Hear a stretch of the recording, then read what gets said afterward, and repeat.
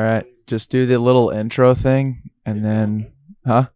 It's going. Oh, we're already live. We're live. Hey, we're live. Marcus is He's good. good at his job. He's Marcus very got good. it. Marcus has got it down by now. This is work. He's almost 10 full months into the back pocket producing farm system. And his sweatshirt's the coolest sweatshirt I've seen. Yeah, that is nuts, Marcus. I'm so impressed with your sweatshirt today. Well, He's got Yoakum strength on the front, on the side. On the left shoulder is the back pocket logo. On the right shoulder is your podcast, and on the back is your company. Can you give his podcast a little shout out? Yeah, it's called Project 79, and it's a gaming podcast. They'll follow it. Marcus Swanson. It's freaking amazing. Link in the show notes. It's all there. It's phenomenal. How many episodes? 11 episodes? 15. 15. Yeah, Guys, watch it. boy, let's Watch go. it this year. It's freaking amazing. Mm-hmm. Absolutely. Welcome, boys. Long time coming here. Yeah, I'm pumped. I'm Thanks. ready to. We Dowdle and I used to have, like, when we coached together, we'd have we'd break into the hot tub at St. Thomas, not break in, but sneak in, and every night we'd have a kind of conversation about what we're going through, what we're thinking about right now, kind of the things and where life is going, where we want to take life. And it's been a long time since we've gotten a hot tub talk, so I'm ready to dive deep into some things.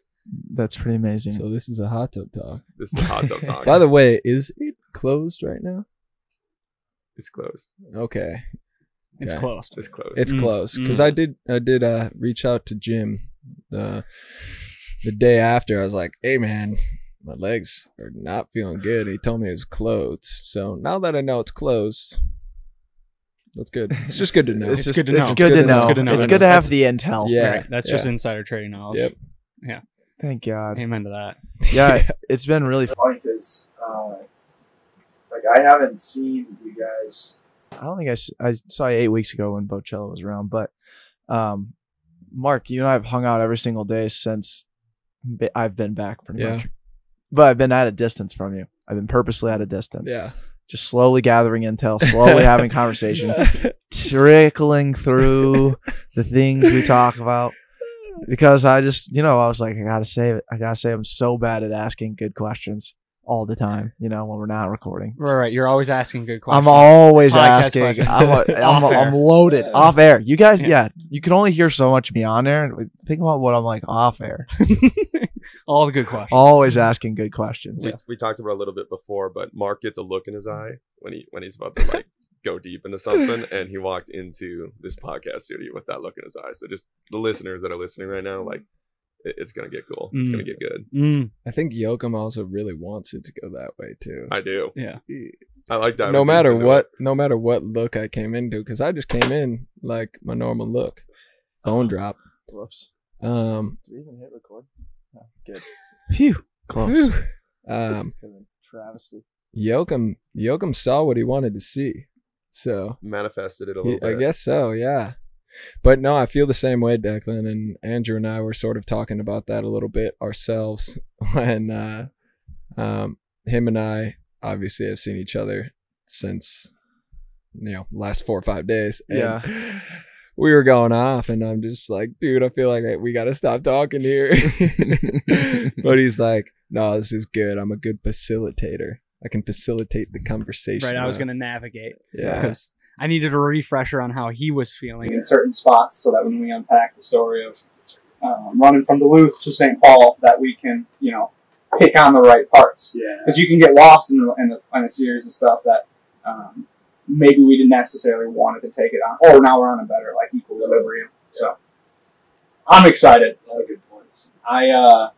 I've rehashed this story with my family, my parents, my brothers, and a couple really close friends, just to share how I felt in the moments of being a part of this Love Like Glory legacy run, and Every single time my hair stands up. Every single time I get a little teary eyed, and it's just so cool and so impactful that I had the opportunity to be a part of that. And that you have seen this situation with so much clarity and a lot of self-awareness, and the way that you're just articulating how you handled the whole situation and what you went through, the way that you have been verbalizing it through togetherness, and how every single person was important, how all the things leading up to it were very important. All the people that played the roles in that, all of it, so inspiring. And the fulfillment is like through the roof on my end. And I just, every single time I have an opportunity to share the story, I definitely speak too much because I just want to keep giving content and information of what I was experiencing. Yeah.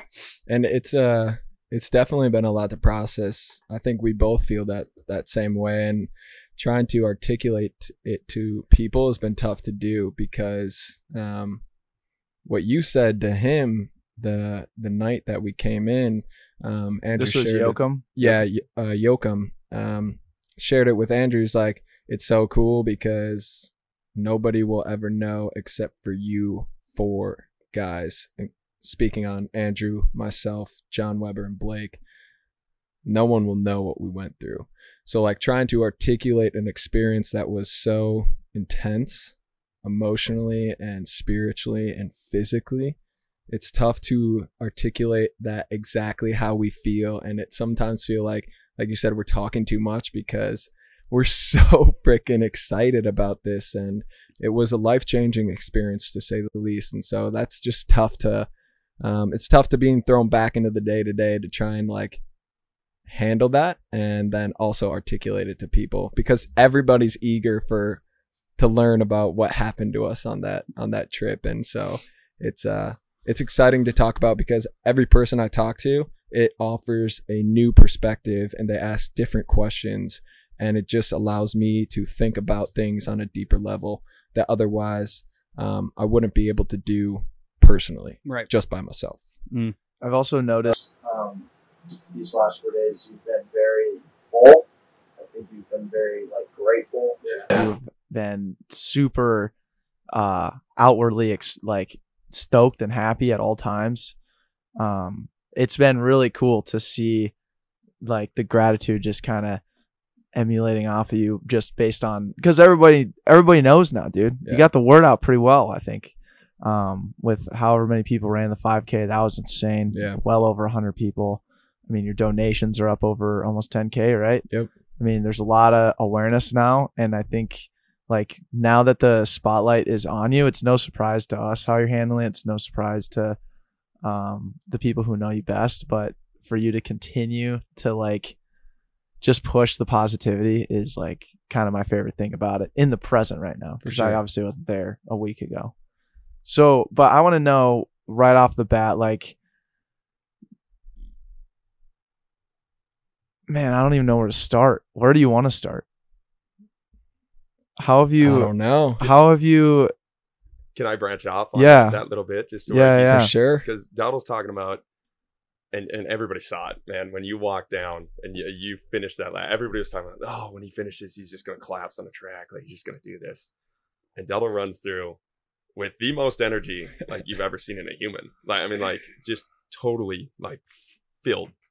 Filled is like probably the perfect word. And you still see it now. Like it emulates.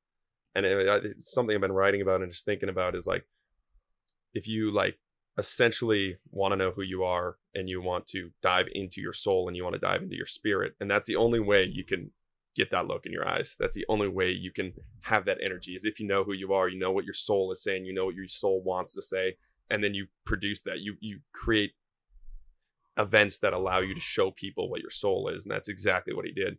But you got to fucking like take away everything that you had. You have to do an event. You have to do something that forces you to get to that demon, forces you to get to that soul. And I mean, what better way to do that than to run 160 miles for something like that, to where in the worst moments there, like there's nothing left. Like in the worst moments, you are just at the heart of who you are, at the heart of your soul, at the heart of your spirit.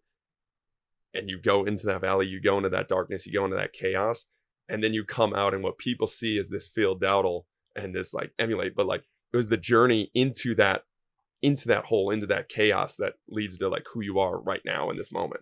Yeah. And just to sort of give a little bit of background to everybody, Yoakum and I sat down. I stopped at his gym before I left for my trip, and I came to him, and I was having a lot of doubts about it, because I didn't want this to turn into a look at me type fest.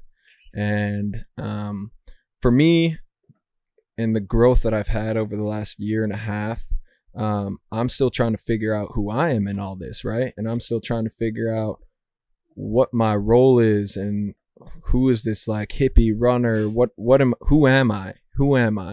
And so I really wanted to make sure that I did not get lost within this and keep at front of mind in everybody's mind the reason behind why this was happening.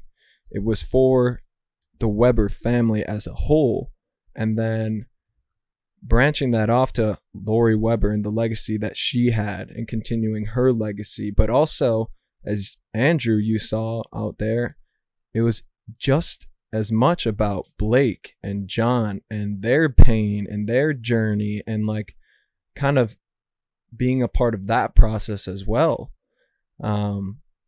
So yeah, just to give some background, like, yeah, there were tons of times leading up to this that I had a ton of doubt because I knew how much attention it would get, because anything that I'm going to put my time and energy into, I'm going to make sure that it's going to reach as many people as possible.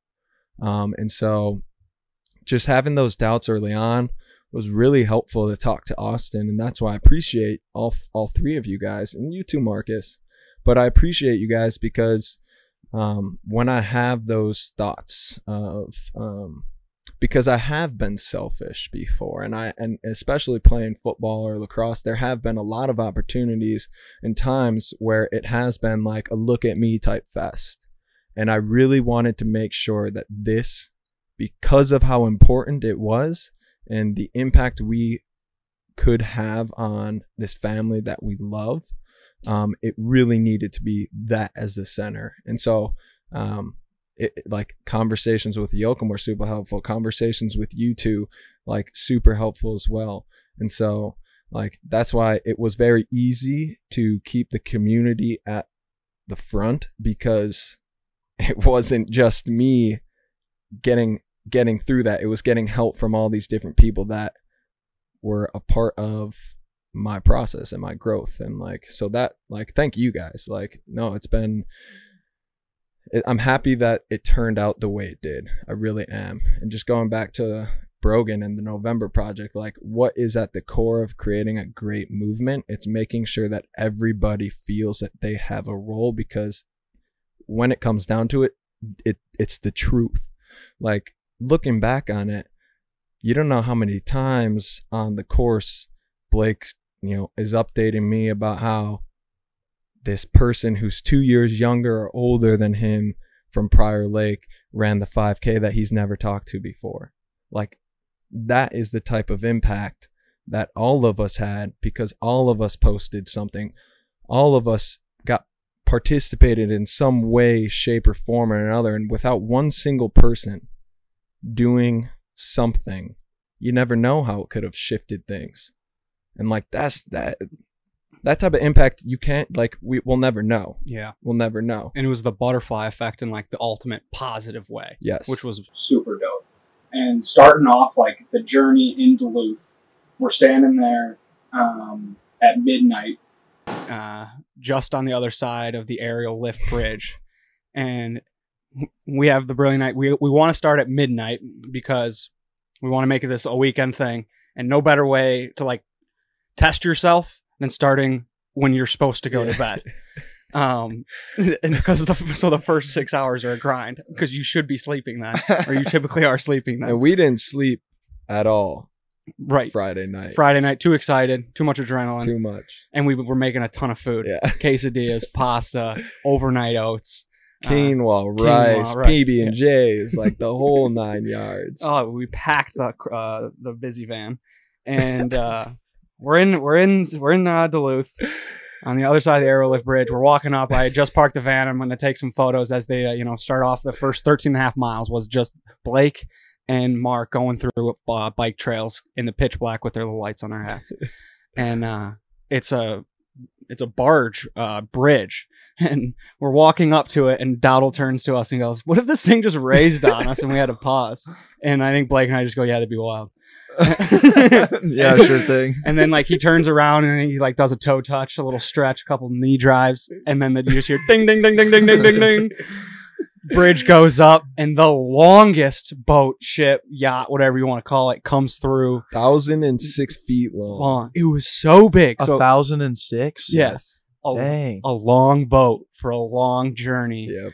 So apropos to start this. It was beautiful. It was beautiful. We sat there, we watched it, and just like, holy fuck. Yeah. It's midnight. Yeah. It's midnight. This thing's got to go to like Antarctica or something. And we're about to head south. And I thought that was just a cool moment because then I the did bridge too. went down. It gave us an extra 15 minutes to kind of like get our breath. Yep. And then you took off. That's so bananas. That was the starting point. And you had the absolute chef factory in the van. What was like? Do you guys have like a process of who was making what? Not really. I mean, we just went up there. I knew. I mean, it's not robust like meals by any means. No. So Yeah. It was just, I mean, the food was probably the best prepped thing of the whole experience. yeah, listening to the podcast that you guys, the three, you, Blake and Andrew did. It's just like you guys going through the roadmap of where you're supposed to go. You're like, yeah, I think we're gonna get around here. And, like, I hope you're there. And like Andrew's trying to put it together. Like, I can't believe this is what we're doing. Like, we're 36 miles. miles straight on a highway in the middle of the night. Like there were some minute details in there that I picked up on that I was like, oh man, that's probably gonna suck ass. Like this is brutal. Yeah. The 3 blind mice is what we. You kept referring back to that. I love that. I mean, Blind mice. we were going in blind. I did like the fact that you weren't overly prepared though. I liked how you had the direction and you had the motion and you had the lefts and rights that you needed to get to certain places. Because like you can put that in front of anybody who needs a plan. You know, those kind of people that just like need to plan their whole life out or plan their whole activity out. Like no, the 3 of you, I don't think really had much of that. You had the most of it, obviously. So you were thinking about it for a while. Yeah, and the only really pressure I was Getting to get the plan out was Alex, because he wanted to know when we'd be back at a point where he can meet us with his bike. And so like that added a stress, because I was like, I've got no idea. Mm-hmm. Especially when this thing gets kicked off, we are going to have no idea. Like I could tell you right now, this is where we're going to be, but that's going to shift. So that's why I just gave him your phone number. I was like, yeah, that's the best way to do it. Communicate with me. Yeah. I was like the guy running around as I was comms guy. I was like PR guy. Yeah. And I was like healthcare guy. And then I was The first responder. First department, I was van guy. It was so fun. I was gonna say, I was working with Andrew. We were trying to get a bunch of football guys to show up to the football field, Exactly. and I was just spam texting him. And like, when should I get these guys here? When should I? He's like updating me like every 5 minutes on when to get them there. And Yeah. it was pretty good. It's too good. Everyone had their role. And that was the coolest thing. I think what would be really cool to how to unpack this thing, because we could go like step by step through the journey, but I don't know if that's the best way to do it. I would really appreciate if you would go through parts. It doesn't have to be synchronized or time synchronized, but go through parts where there was some hardship, some major hardship, and what helped getting through something. And then also like just the beauty in it. Like what were some of the moments where you were able to like take in some things that were just like, this was powerful, this was beautiful. Yeah. Kind of like touch and play on that Yeah. aspect. So immediately where my mind goes is just our ability to figure it out on the fly. And so just to start it off sort of slow was when Blake and I got to that 13.5 mile point. It was my turn to go off alone, and we had just gotten to the Willard Mungard State Trail, which would take us to Hinckley. So it was pretty direct from there, just head south. And that's when I went off into this trail that was paved, but it was in the deep forests, and my God, I was terrified. It was 3 a.m, and I'm in a place I don't know. I don't know what type of wildlife is out there. I've heard there's bears up there, but it was more of just like the unknown, and the silence, because I'm not listening to anything. It's, we got the headlamp on, and you're seeing deer eyes or raccoon eyes or just other things staring back at you. No way. Yeah. And the leaves, I mean, at this point, it's past peak season in Duluth. So the leaves are starting to kind of all fall down and the trail's covered. So they're kicking up behind me and it just sounds like somebody's following me the whole time. Yeah. Yeah. And so that was a big challenge early. And I was running scared. So I was running faster, which meant I was wasting energy. And that was about 7.5 miles. It got us to mile 21. 21 was the end point. Yeah. And I found them. And at that point, my phone's at 1% too. And the only way I can locate these guys is through Find My Phone, like Find My Friends. And The app. Of the app, course. yeah. And so I'm like at 1%. I'm terrified. I'm not about to go back out. And I know they're asleep in the van somewhere in this vicinity. Ended up locating them. I had a spare key on me at all times, which was, again, just Brilliant. another step of us thinking out there.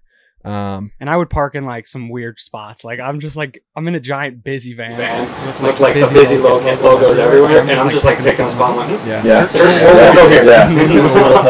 And I'll pass out. And so got to that. I basically said to him, I'm not going back out there. I hadn't slept yet. So all the pregame jitters, all the anxiety, the stress, all of that had flushed away.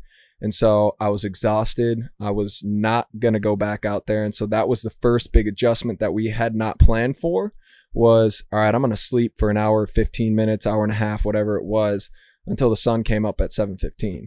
So like that was the first big adjustment that we made. And I know you reached out and you were like, they're finally thinking out there or whatever you were thinking. Dude, I was cracking up with that.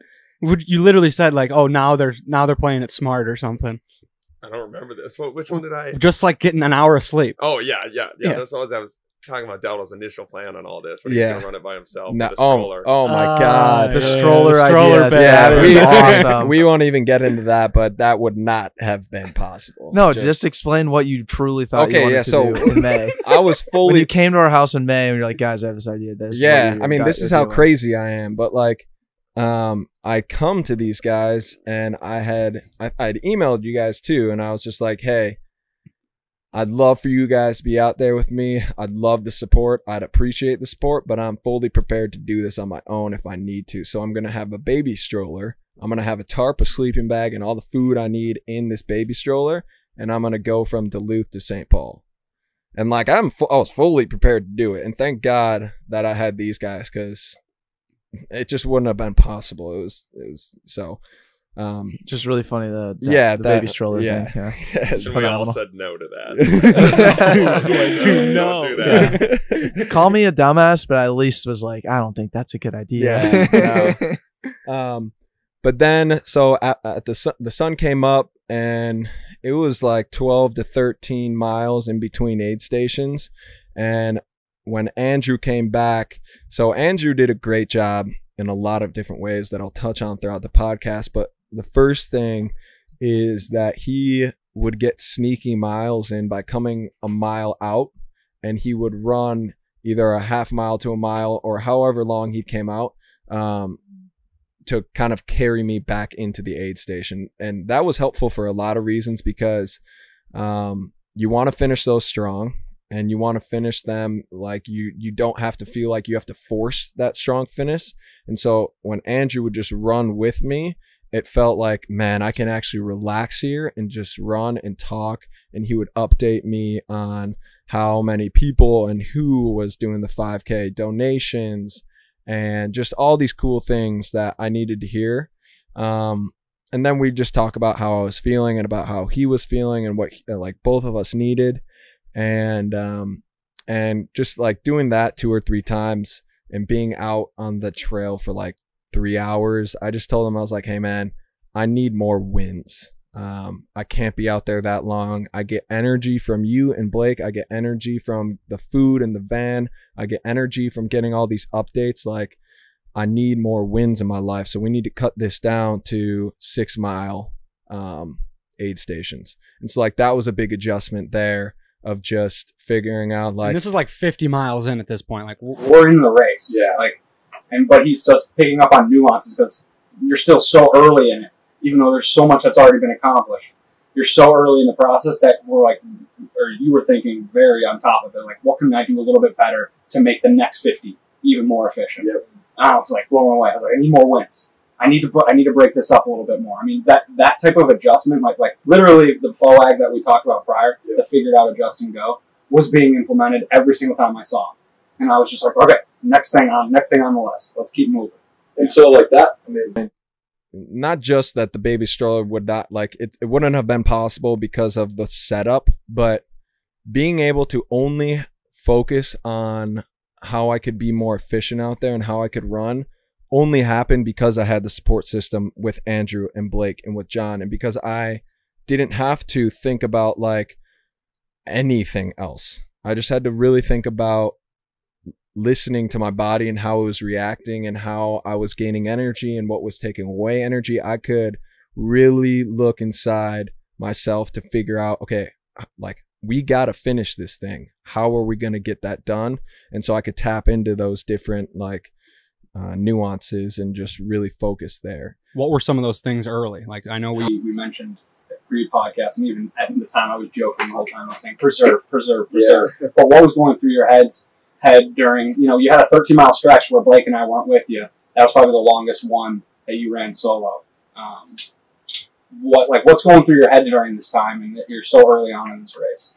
I mean, just being out on the trail, there's so much beauty along that trail when you're going through these small towns, that the trees are beautiful. Then you're opening up to farms and these wetlands and stuff that like you don't get to experience other than the way we experienced it. And so like I was gaining a lot of energy early on, especially when I was getting like frustrated, maybe not frustrated, but like worn down of like, man, I still have 5 more miles till I see these guys. It's been 6 or 7. And I was just like, I want to see them now.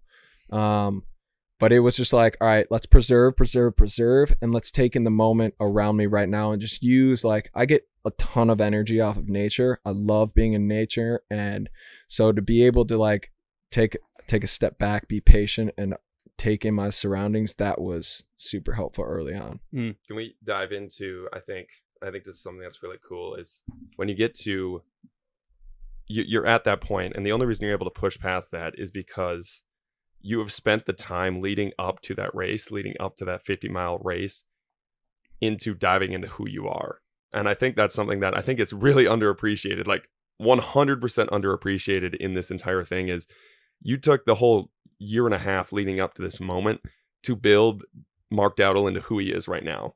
To build, and it's not even like the influencer Mark Dowdle, not in that type of way, into building it to where you are able to communicate with yourself. You are able to understand what you're feeling, understand what energizes you, understand what your body is telling you. And when earlier, maybe you get some of those frustration points and maybe it's during football and you take it out in a different way, or you don't understand what that frustration is, and it instantly turns into something worse, or it instantly turns into quitting, or it instantly turns into finding a coping mechanism for it. And now you are so connected, and you've taken that year and a half to dive into who you are, to when that part pops up. And this is something I've been writing about a lot too with myself, is when something like that pops up in your life, now you're able to, all right, why am I feeling that? What is that feeling? And then what can we do to keep going, to keep logging these miles, to keep taking that step forward and complete this journey?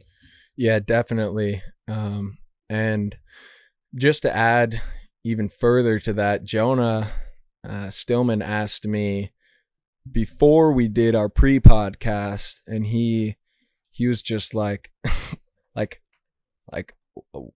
how do you think you're able to do this? Like, how are you going to get this done?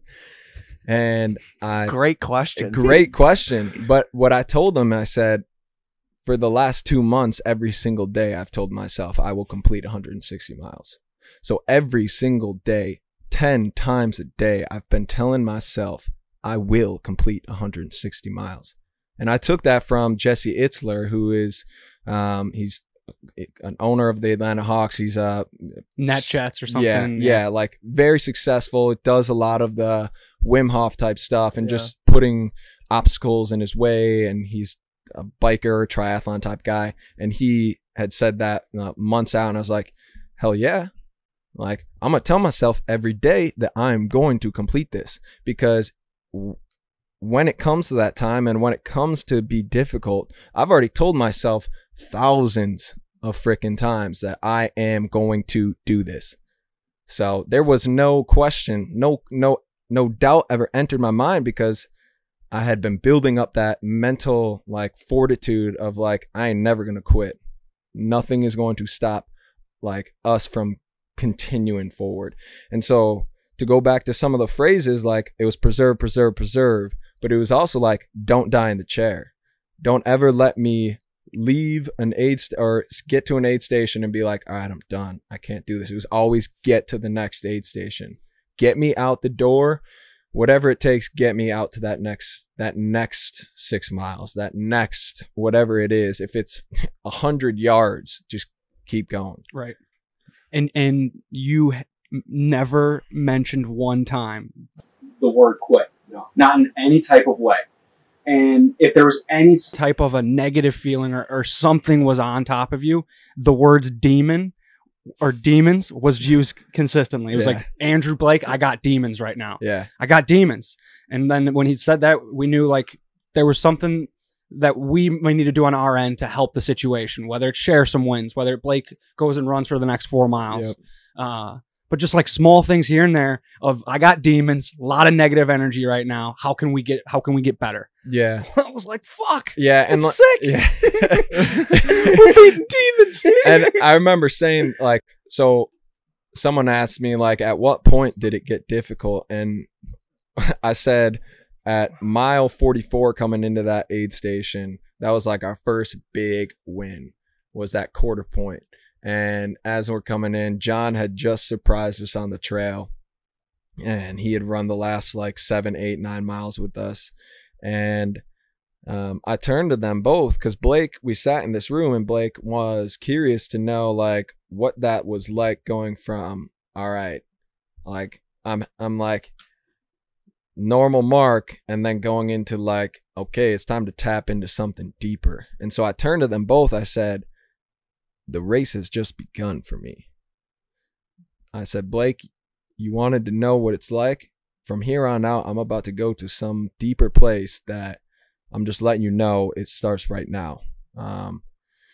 And I think like later on, like, and it was just a way to let you guys know, because I'd come in and I'd have my enthusiasm would be low, and I just simply said to them, hey guys, like my enthusiasm is really low right now, but don't take that as like I have any less confidence. Like my enthusiasm's low, but I'm 100% confident we're doing this.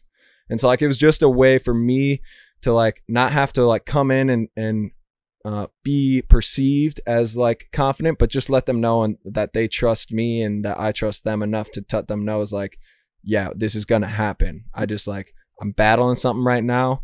I'm letting you guys know this is what I need, or this is, you know, and they figured it out fantastically of like, okay, he's talking about demons, let's give him more wins, or like, let's send him out with Blake or something like that. Give him some overnight oats. Yeah, That'll get rid of the demons. Yeah. And being able to draw it back onto the demons part of it. And this is something that I fucking love that you brought up, because we had talked about it before of like our struggles together when we were talking about like our struggles with the demons and our struggles with the things that like you feel like a lot of people don't have, but everybody does have. And I remember like we talked about this, like it's bad in the everyday life to try to relate to people and try to do things with people when you have these demons and these voices in your head, these things that are telling you stuff that like you're a piece of shit, you're this type of thing, you're that type of thing. Our insecurities. And that's what it is. Yeah. And diving deep into that. But we mentioned like everything that we want to accomplish is also because of those demons, you know. Yes. And it's being able to, and it's just cool that you brought that up, because we had talked about what our pathway needs to be. What we need to do now is, because what people try to do is they try to eliminate the demons and they try to cope and hide them, and they bury them and they do things like, it's why people party. It's why people do these things, to get out of their own heads, and like get out of that and try to avoid that. And we talked about, it's like, we got to find a way to grab onto that demons, grab onto that pain, grab onto whatever that is in your head, and then use it for what you want to use it for. Because that energy, you can't get that energy, you can't get that pain, you can't get that feeling from anything other than that. And it's the most painful thing you'll feel in your life, and it's like the lowest of the lows, but it's the only thing that can bring the highest of the highs. And your ability to direct that now in your life, I mean, that's what this is. Like, that's so fucking cool that you brought that up. Like, I got chills when you brought that up. I'm like, you've directed it like for so long. And I mean, all of us, like every person on this planet, like they hide and they cope and they do these things with their demons. And we got to witness somebody grab on and fucking direct that energy into something and see where it takes you. Yeah. Yeah. And it kind of goes back to, I know you had commented on, but that post I wrote about the moon and how the moon uses its deepest crevices. Like the sun reflects most off those points. Like the darkest parts of us, when handled appropriately and reflected on appropriately, can become our biggest strengths. And that can be that pathway to bringing the most light into the world. And so like that has been a lot of my journey, is like, what are the weak points? What are the things that make me a jackass? What are the things that make me a parasite to the people around me? And how can I flip those and inject some life into those so that I can bring more light to people around me? And just I lost my train of thought there because I wanted to add something on top of that. Go ahead, because I'm losing it here. No, You're not losing it. I think one thing I really liked what Joachim said was it takes a lot of mental toughness just to look into your own insecurities. It takes, and that's almost just as hard as doing something that you've never done before. Because when you know and you're aware of the things you're not good at, and for you to turn and try and attack that and use it as something that could positively motivate you to do something else, I think is incredible. There's an inner gear system that works specifically for that. Like I think it's so interesting that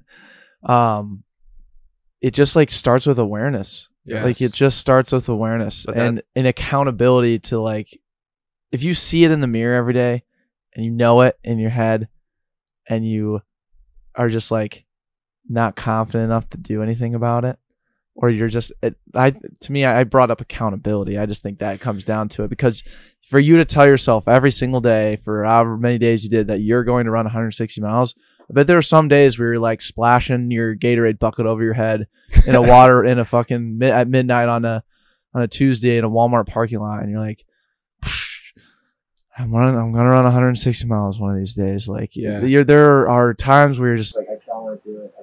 Just give me one day off. For sure. Do one day, but I just don't think you ever did that. No, and like I thought about what I was saying, and it kind of goes off of that accountability aspect, and understanding that the demons, or for a lot of people listening, it's just insecurities. It's the things that you don't love about yourself, that you know you shouldn't love about yourself, but you got to work to fix those things. Those things aren't going to go away. And what I had talked about previously was those demons. The best thing, where things really start to flip, especially out there in the toughest times, is when they're screaming so fucking loud that eventually they're trying to lock you into this cage, and they're trying to contain you and trying to cage you up like an animal. But the problem is, the deeper you go and the more you just continue to move forward through that obstacle, they made a fucking mistake. They locked themselves in the cage with you. And when that happens, some craziness happens. Because at the end of the day, when you continue to move forward, man, you don't want, those demons, they don't want to be locked in the cage with you no more. Because you found a way to take that dark thing, and you found a way to flip it and turn it into a positive. And man, then you start rolling. And then you're like I said this earlier, it's like those demons, they get life from sucking the life out of you. But where we get life is by sucking the death out of them. Like when they start to die and you can see them die, then you start to roll. then you start to roll. And look, it's just insecurities at a simple level. Like, I know demons is sort of like it's a buzzword. It's a buzzword. It's a very like hyperbolic way to look at it. And it sounds like satanic and scary, but like sometimes that's what happens. Like, but like at the core, it's just insecurities. And the more you can take a hold of those and understand that, like, you gotta face them and you gotta start to go at them forward and move through them, and like that's gonna become a strength for you. What was sorry, go ahead. This was the quote that I was been thinking about a lot with you, is like, you already know what you already know. Like, what you need to find out, what you want to find out, is where you haven't been.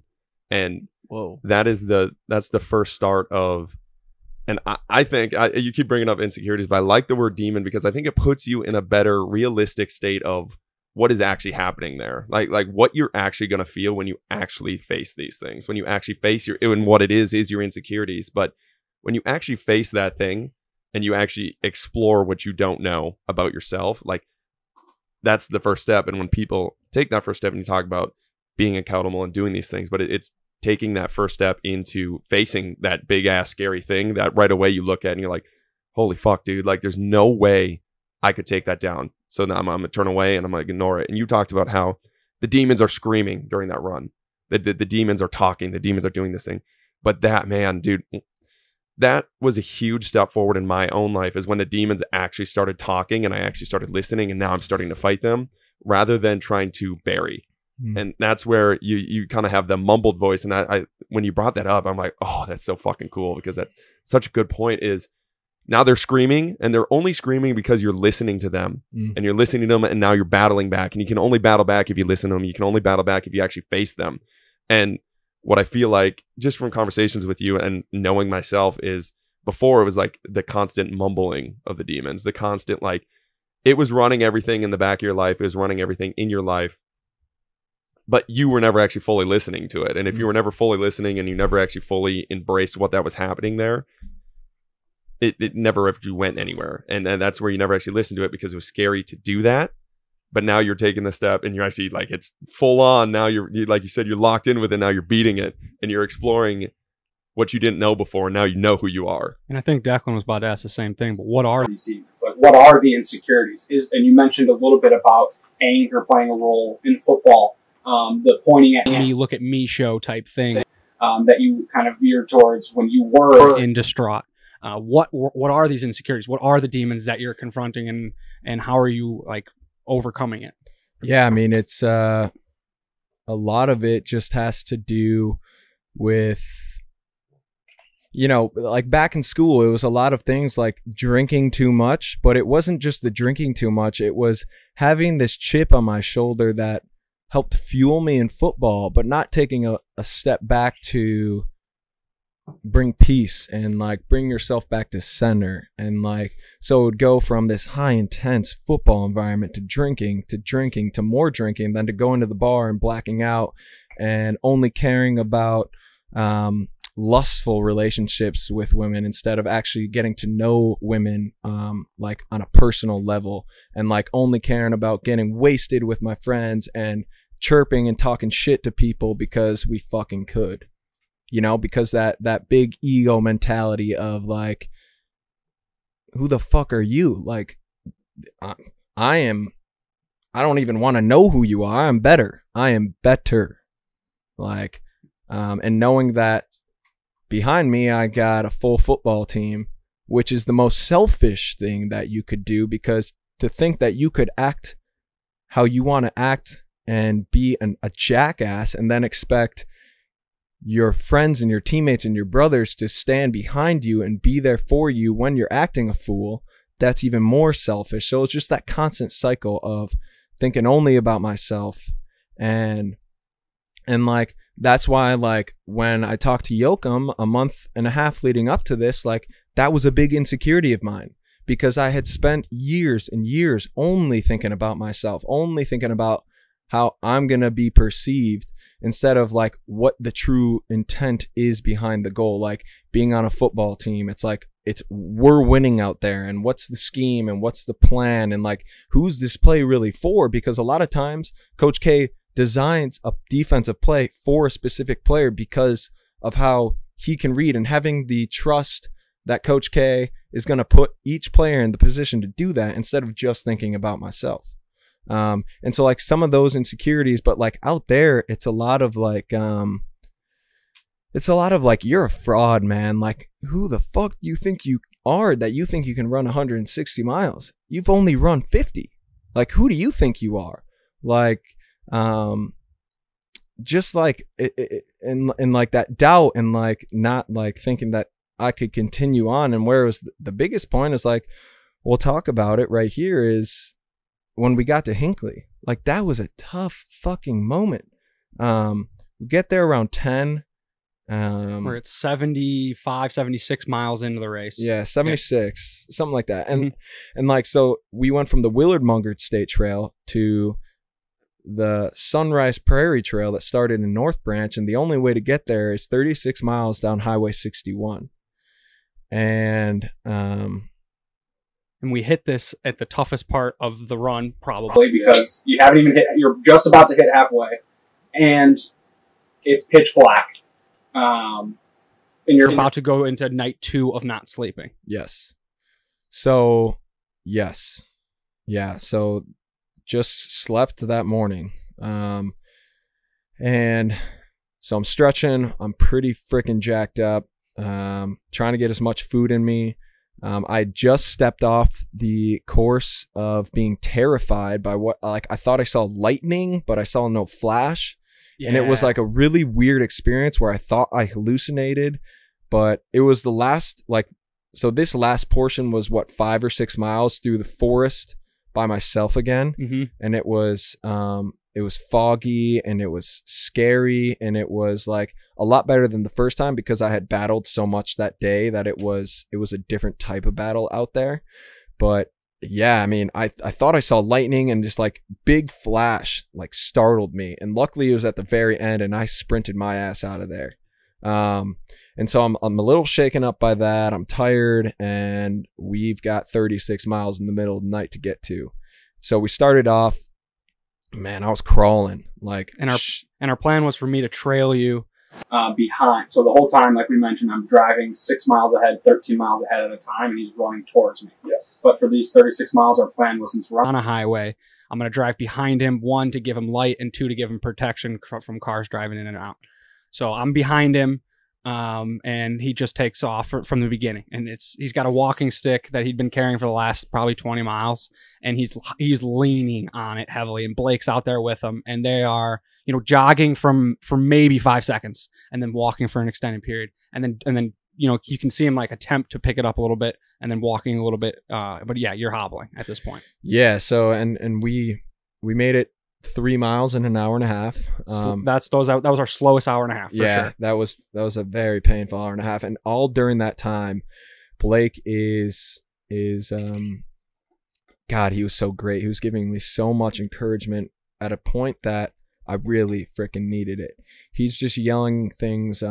He's yelling to live on in the hearts of others is to never die in those you leave behind. He's yelling that. He's like, the next 5 minutes could be the best 5 minutes of your life. He's yelling pain is weakness leaving the body. He's yelling everything, and he's got a list of things on his phones that he's written down over the last 5 years. And so wow, he's just yelling, like he's like 10 yards behind me, just yelling things at me, just trying to give me something to hold on to, which is so powerful when you are at your lowest point. Who is going to be there by your side to support you, to believe in you when there is nothing that is on the outside world giving you hope? You still believe. And that fact that Blake was there still believing in me when I am crawling down the highway was, it was just, I can't describe that. I can't describe that. He had run 45 miles already. And this hadn't hit me in the moment, but as you're talking about it right now, I mean, he's here, he's there, and his mom had passed away no more than 2 months ago, and he's doing this like selflessly, pouring his investment into Mark because he believes in Mark more than anyone. And he knows he's going to do it. It's just a matter of how can I be the best attribute at this very moment. And it's the coolest thing. Yeah. Pages long of quotes that he knew he was going to use. And he's like, I'm using it now. And yeah, and that's a good point, because for me, I felt like, man, I'm letting him down because I'm supposed to be here being that strength for him. And he's flipping that back on me and being like, I got your back, man. We're in this together. And so when we get 3 miles in, we get to that 3 mile mark, I'm like, we got to pull this van over, man. I can't do this. So we all hop in. I'm like, yo, guys, like, I can't eye down 36 miles in the middle of the night. I can't do this. I will lose. I will lose faith. Like, this can't happen. I don't know what else I said, but like, that was the gist of it. The gist of it was basically like, we're here. Fuck the safety. We got to throw that out the window. We came to complete this. We're going to complete this. Yeah. This plan that we're doing right now sucks. Sucks. Yeah. This plan right here sucks. I'm like, we need to go back to the wins. I need wins. I need to go towards something. Like, I got asked by Coach Caruso the other day, what'd you learn about yourself? And I simply said, I chase goals. I chase a better life for myself. I don't run away from the past me. And that was a moment where, like, that's why I realized it. I realized it after the fact, but that's what flipped everything for me. Is like, all right, let's park the van a mile ahead. I'll run to the van, and then park the van another mile ahead, and I'll run to the van. So instead of doing one 36-mile run, it was 36 1-mile runs. And that freaking changed the game. So before we went out, I was like, guys, I need 5 minutes. I need 5 minutes. Set the watch for 5 minutes so I can sleep and we can go. And so 5 minutes later, opened the door. I felt so much energy because that sleep was like a full night to me. And we had a new strategy. So I'm like, we felt alive again. It felt good. And in that moment, I got the best gift. This is my favorite moment of the whole time, of the whole trip. I get out and Andrew gets out and he just gives me the biggest hug. Like, no words said, like the biggest hug ever. And I was just like, you could feel the love. Like, you could feel it. Like, it was, I keep telling people, it's like feelings and emotions, love, support, togetherness, loyalty. Those were physical dimensions out there. You could actually reach out and grab them. And so, like, in that moment, what I needed most was to know that, like, we're gonna fucking do this, man. We're not going anywhere. We're not going anywhere. Yeah. And so that hug, God, it was just like all these things started coming to life. And you ran the 1 mile with Blake. Yeah. And you turned to him and you said, get in the van. Get in the fucking van. I got this. And he just kept running, passing me on the van, and Blake just gets in the van. And I'm like, what are you doing here? and Blake just like, he doesn't fucking want me out there. He said he's got the next 32 by himself. And he's like, I need you tomorrow. I need you tomorrow. Get some sleep. And Blake and I stayed out for probably another 2-3 hours. He ended up falling asleep. But that was the fucking coolest moment because I knew for an extended period of time, energy was great. How do we maintain it? It's not going to be able to survive that for 6 hours because it's at this point it's 12:30 and we're doing this till 7 probably. And we actually did it till 7. And that was a really dope moment because I'm like, all right, we're locked in right now. How do we keep this momentum strong? And I told him about this afterwards, but the whole time I'm trying to think of wins. Like, he asked me at mile marker 20, like, I need fucking wins. I got demons. I need fucking wins. So I'm thinking of all the different wins that I can get him. And one of the wins I thought of was he's running past the van every single time. Even if he stops to like get some food out of the back of the truck, he's going to run past the van. So, when he would get back to the van, I would let him run past the van every single time, like a good 5-6 paces past it. And then I'd slowly turn out and peel out. Just like mentally, I was like, if he thinks he's getting through the finish line of a mile every time, it's got to be something. There's got to be something there.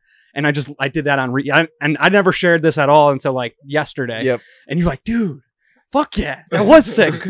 Because in my head, I was thinking exactly that. I was thinking I'm not going to stop running until Andrew pulls past me. So it was another opportunity to continue to finish, and like a point where I could be like, okay, I can walk and I can wait till I see him far ahead and then I can go. So like without even communicating, we were on that same level. Like, how can we support each other more? And man, like, God, that type of stuff, like I get goosebumps and chills thinking about, because it's like, how could we have been thinking the same thing without communicating?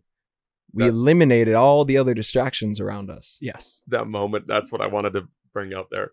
Andrew's getting like water in his eyes. I had fucking goosebumps over here while you were telling that story. I was like, man, that's fucking life right there, dude. Like, I mean, that's reliving the moment. That's the emotion you guys bring up. That's the like energy you guys bring up, reliving it.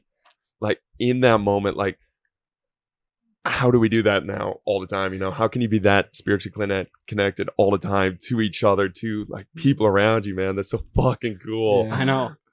I know. There's no answer to that one. How do you do that daily? You did it. It was such a small detail. Like, you described him, you making sure that he felt like he needed something, and him capitalizing on seeing the opportunity because you opened that door for him. But it's like you guys just went through this for the last 2-3 minutes, like so passionate about it, and it's like literally the smallest detail of a 160-mile race. But it makes such a big difference. But that's the whole point. It's like how we do that every single day. It's like we focus on those little things that we care about, and we make them a big fucking deal. So when we do them every day, or when we conquer them, those things, or maybe even recircle back on them from time to time, we're aware of it, and then we're like, dude, we're doing the small little things. We're picking the salt up off the ground.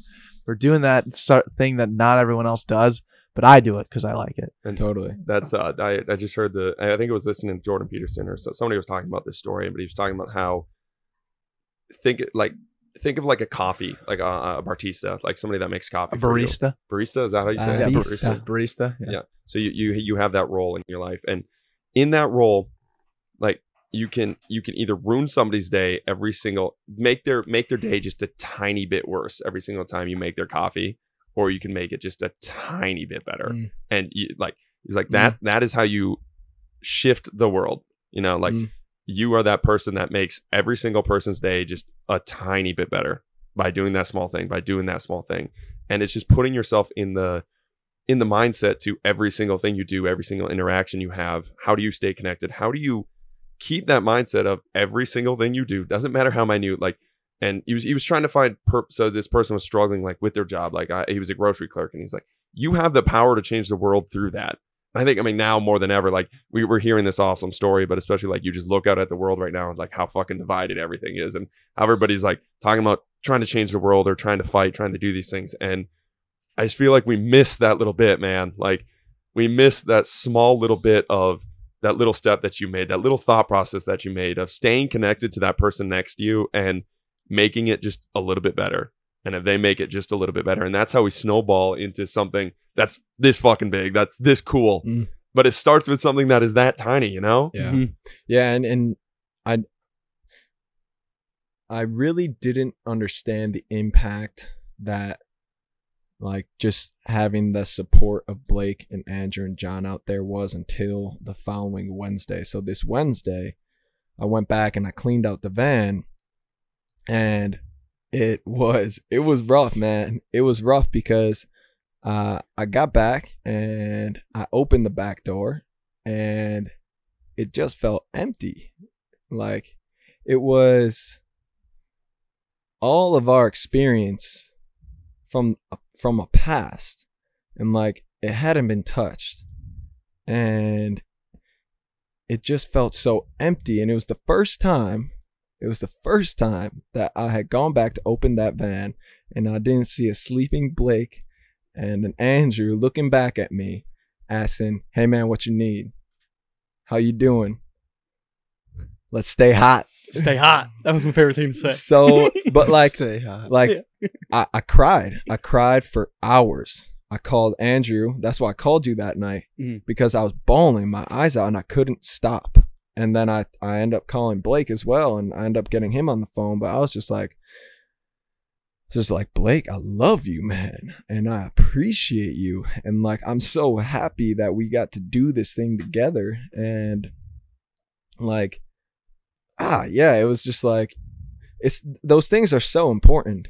They're so important. And like just like today, like the energy of like all of us out there today, and like I think I told you this, like being in your guys' living room as you guys are carving pumpkins, like that is life. Like that type of just simple togetherness and just the simple laughs of just the simple conversations. It's all simple, but it means like I love that. Like I get so grateful to be in your guys' home. I truly do.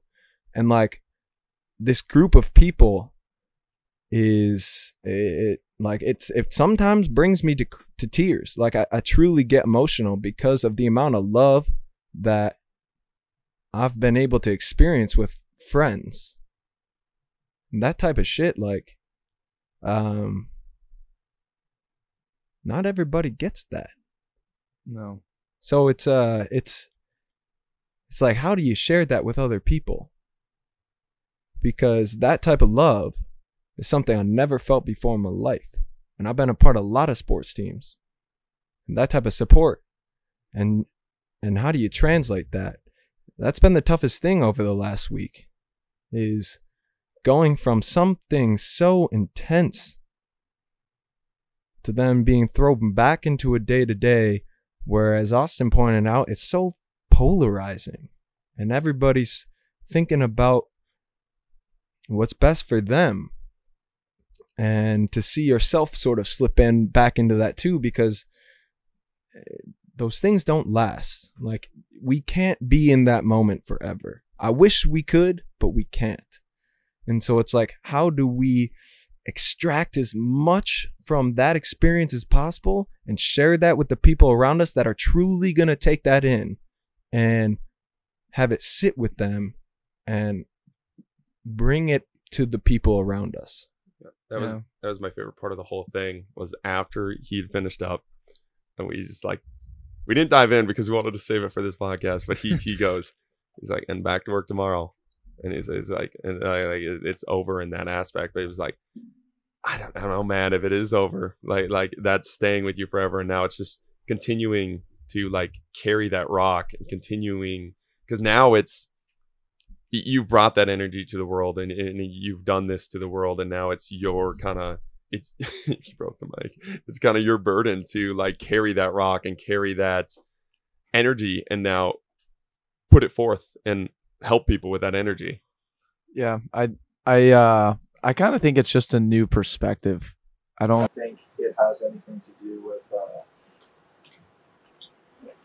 we're all so young and dumb. Like we have so much energy all the time that like we build up to these big moments like this race and this event, and it went so smashingly well that you just have like post-event depression. Like, but we had the same thing with Bocello this year. Like, such a big ordeal to us, yeah, and all the people involved. Then the next day when it's all done and you don't really have much to do besides wrapping up a few things, you're like, what's next? And that's like the best part, in my opinion. It's like so empty, but it's because you're ready to be filled right back up, and you have things to. Well, you don't. So I shouldn't say you feel empty. You feel full. You feel like, okay, now I need to start divvying this out because I had such a great time, and now I'm back to my normal life where I'm talking to everybody again. But it's like, it comes with consistency. You're just a different person now. You're just different. You're a whole different human being. Yeah. We're all different human beings in some different way. It's who harnesses it the most. Like, you just went and journaled all day yesterday because you're trying to harness this feeling, this moment, this time as much as you possibly can. Probably for the idea to do it again or to do something different, but to ultimately get back to that same feeling. Yeah, and I think that what really was really hard for me in that Wednesday moment was understanding that feeling of there was so much love on that weekend, right? And then it's gone. And then you think about Blake and John and Emily, and how there was so much love in their life that no longer is there. And like, I have to experience this for a week, maybe 2, whereas they're going to be on that journey the rest of their lives. And it's like, I know you feel this, but it's like now we understand a little bit more, so that then we can make sure that we continue to check back in and we continue to be there for them, because we know a little bit. This isn't trying to compare. This is just a level of understanding that we now see some side of. And so how important that is to be there for people going through a rough time is like, I see the world through fresh eyes, as I said today. I see it through fresh eyes because there's so much going on in people's lives that the most important thing that we can do is just be there for them. Investing in others. Investing in others. Yeah. I might take that a little bit too, because that was something, and that's why I was really into this, but it was like 4 months ago when my uncle died. It was the same thing of where you got to see Weber. I got to see my 17-year-old cousin go up there, a girl cousin, senior in high school, talk about she's not there without her, like she's living the rest of her life without her dad. And like 2 days prior before he died, I was sitting in my gym bitching about how busy like I was in life, you know, like just bitching about some of these things. And you talk about a different perspective, and you get to see something like that. You get to see a real problem, and you get to see real love in that, like going towards that family. And that's, you just talk, like it just shifts your total mindset, man. Like what really matters, like what's really happening in life. How are we helping people? Like, how are we showing our love, and how are we doing these type of things? And it just shifts everything. And it's like getting to feel that. And this is where I think, like, if you don't want to experience it, you don't want to be in those situations. Like nobody wants to be in Weber's shoes, but the blessing in disguise that it is, of how it can change your entire life, and how you can appreciate things, and how you can live out the person that's not there with you anymore, their legacy and their kind of spirit, and bring that soul onto earth when they're not there anymore with you. I just think it's so powerful. It's just something I've been writing about a lot, and I don't know, man, like when you brought that up, it's just so true. Mm-hmm. And a great example, like during the run, that we were able to witness firsthand, and like I struggle wrapping my head around the fact that they lost someone 2 months ago. That's their mom. That's John's wife. I can't comprehend that. I try every day to like put that into perspective, and I can't. But to see what I would think it'd feel like, and to see how John and Blake handled it, that's what's like the most impactful thing that I could have asked for. And then to see what Mark was doing physically, mentally, spiritually as well, like that whole hybrid of everything was outstanding. And there was one moment that I literally saw like the light from the heavens come down, and it was where we were just talking about running the 106 or the 36 miles on the highway. We had about 4 or 5 miles left. The sun had just come up. It was like 6:30 in the morning. Mark had taken a 20-minute nap maybe an hour ago. He had been running. The sun was just peeking up. The night was miserable, but we got through it. Like, I know we're talking about all the positive wins and like running through this thing, but like I failed like a handful of times. Like I'd fall asleep in the van, and Mark would come by and knock on the window, and I'd pop up and I'd be like, where the fuck is he? And drive up a mile and see him, and then go up one more mile. Like we failed many times. Yeah, let's just pause right there. Like, yeah, we talked about a lot of wins. That night was fucking miserable. The hardest thing I've ever had to watch and be a part of and play a role in. Because, and just to give you a ton of props, Andrew, like, I'm not sleeping, but neither is this man. Yeah. Like, he's pulling up a mile, and like, he might doze off for 2 minutes, but I had to knock on the window 2 times out of 36. 2 times. That meant 1/16 of the time. Exactly. So like that meant that Andrew was Well, that's wrong now. he was who cares? Who cares? But that means Andrew's getting up and he's like shaking himself awake because he's so invested in the success of this thing and how I'm doing. And like that is something that like should not go unnoticed, because that is honestly one of the, if not the most important things that happened this weekend. Dude, there's 4 people in the whole scheme Of this 160-mile race, split it 4 ways. Everyone has their own 40 miles of of investment in it. For But sure. like the investment, it comes in different physical forms. For sure. Yes, in this moment, at the sun's coming up, probably the most beautiful moment of the whole run. We're through. The sun's coming up, and John pulls up in a van, and I looked over, and I thought it was like a cop that finally like pulled me over, because I'm on the side of the highway every mile, like I'm waiting for the cop to come. I had like a line, I had a script in my head to tell a cop like we're good here, you're good, we're good. And I was like, I thought it was a cop, but John like rolls down his window and he goes, "Where's Mark?" And like I turned around, I'm like, he's probably half mile back. And then he like slowly started coming in, and John's parked on the other side, like excited to be there. New energy with Pivotal. And Blake and I are just drained inside the van, and Mark is coming through, and you gotta fucking say He's driving by, and you gotta imagine like what's going through John's mind of like, I'm probably coming up on a dude that is literally on his hands and knees crawling, getting energy from the sun. And as I'm running, I'm in the zone and I'm just yelling. His windows rolled down. I said, "I will never quit, John. I will never fucking quit." And that's all I said, and just kept moving. And he pulled up his car mile ahead, and him and I just ran for like 3.5, 4 miles. Not a single word was said, of just pure focus, and like just you could feel us leaning on each other, just grind. fresh energy, grind. And he ran the 4 miles. And I pull up to, they get to me, and John. I go, "John, you want me to drive you back to your car and I'll get back to Mark?" And he goes, "No, you stay with Mark. Mark needs you more than ever. Go with Mark." So then he turned around and ran 4 miles back to his car, got his van, drove to the next checkpoint, which was the end of the 36-mile stretch.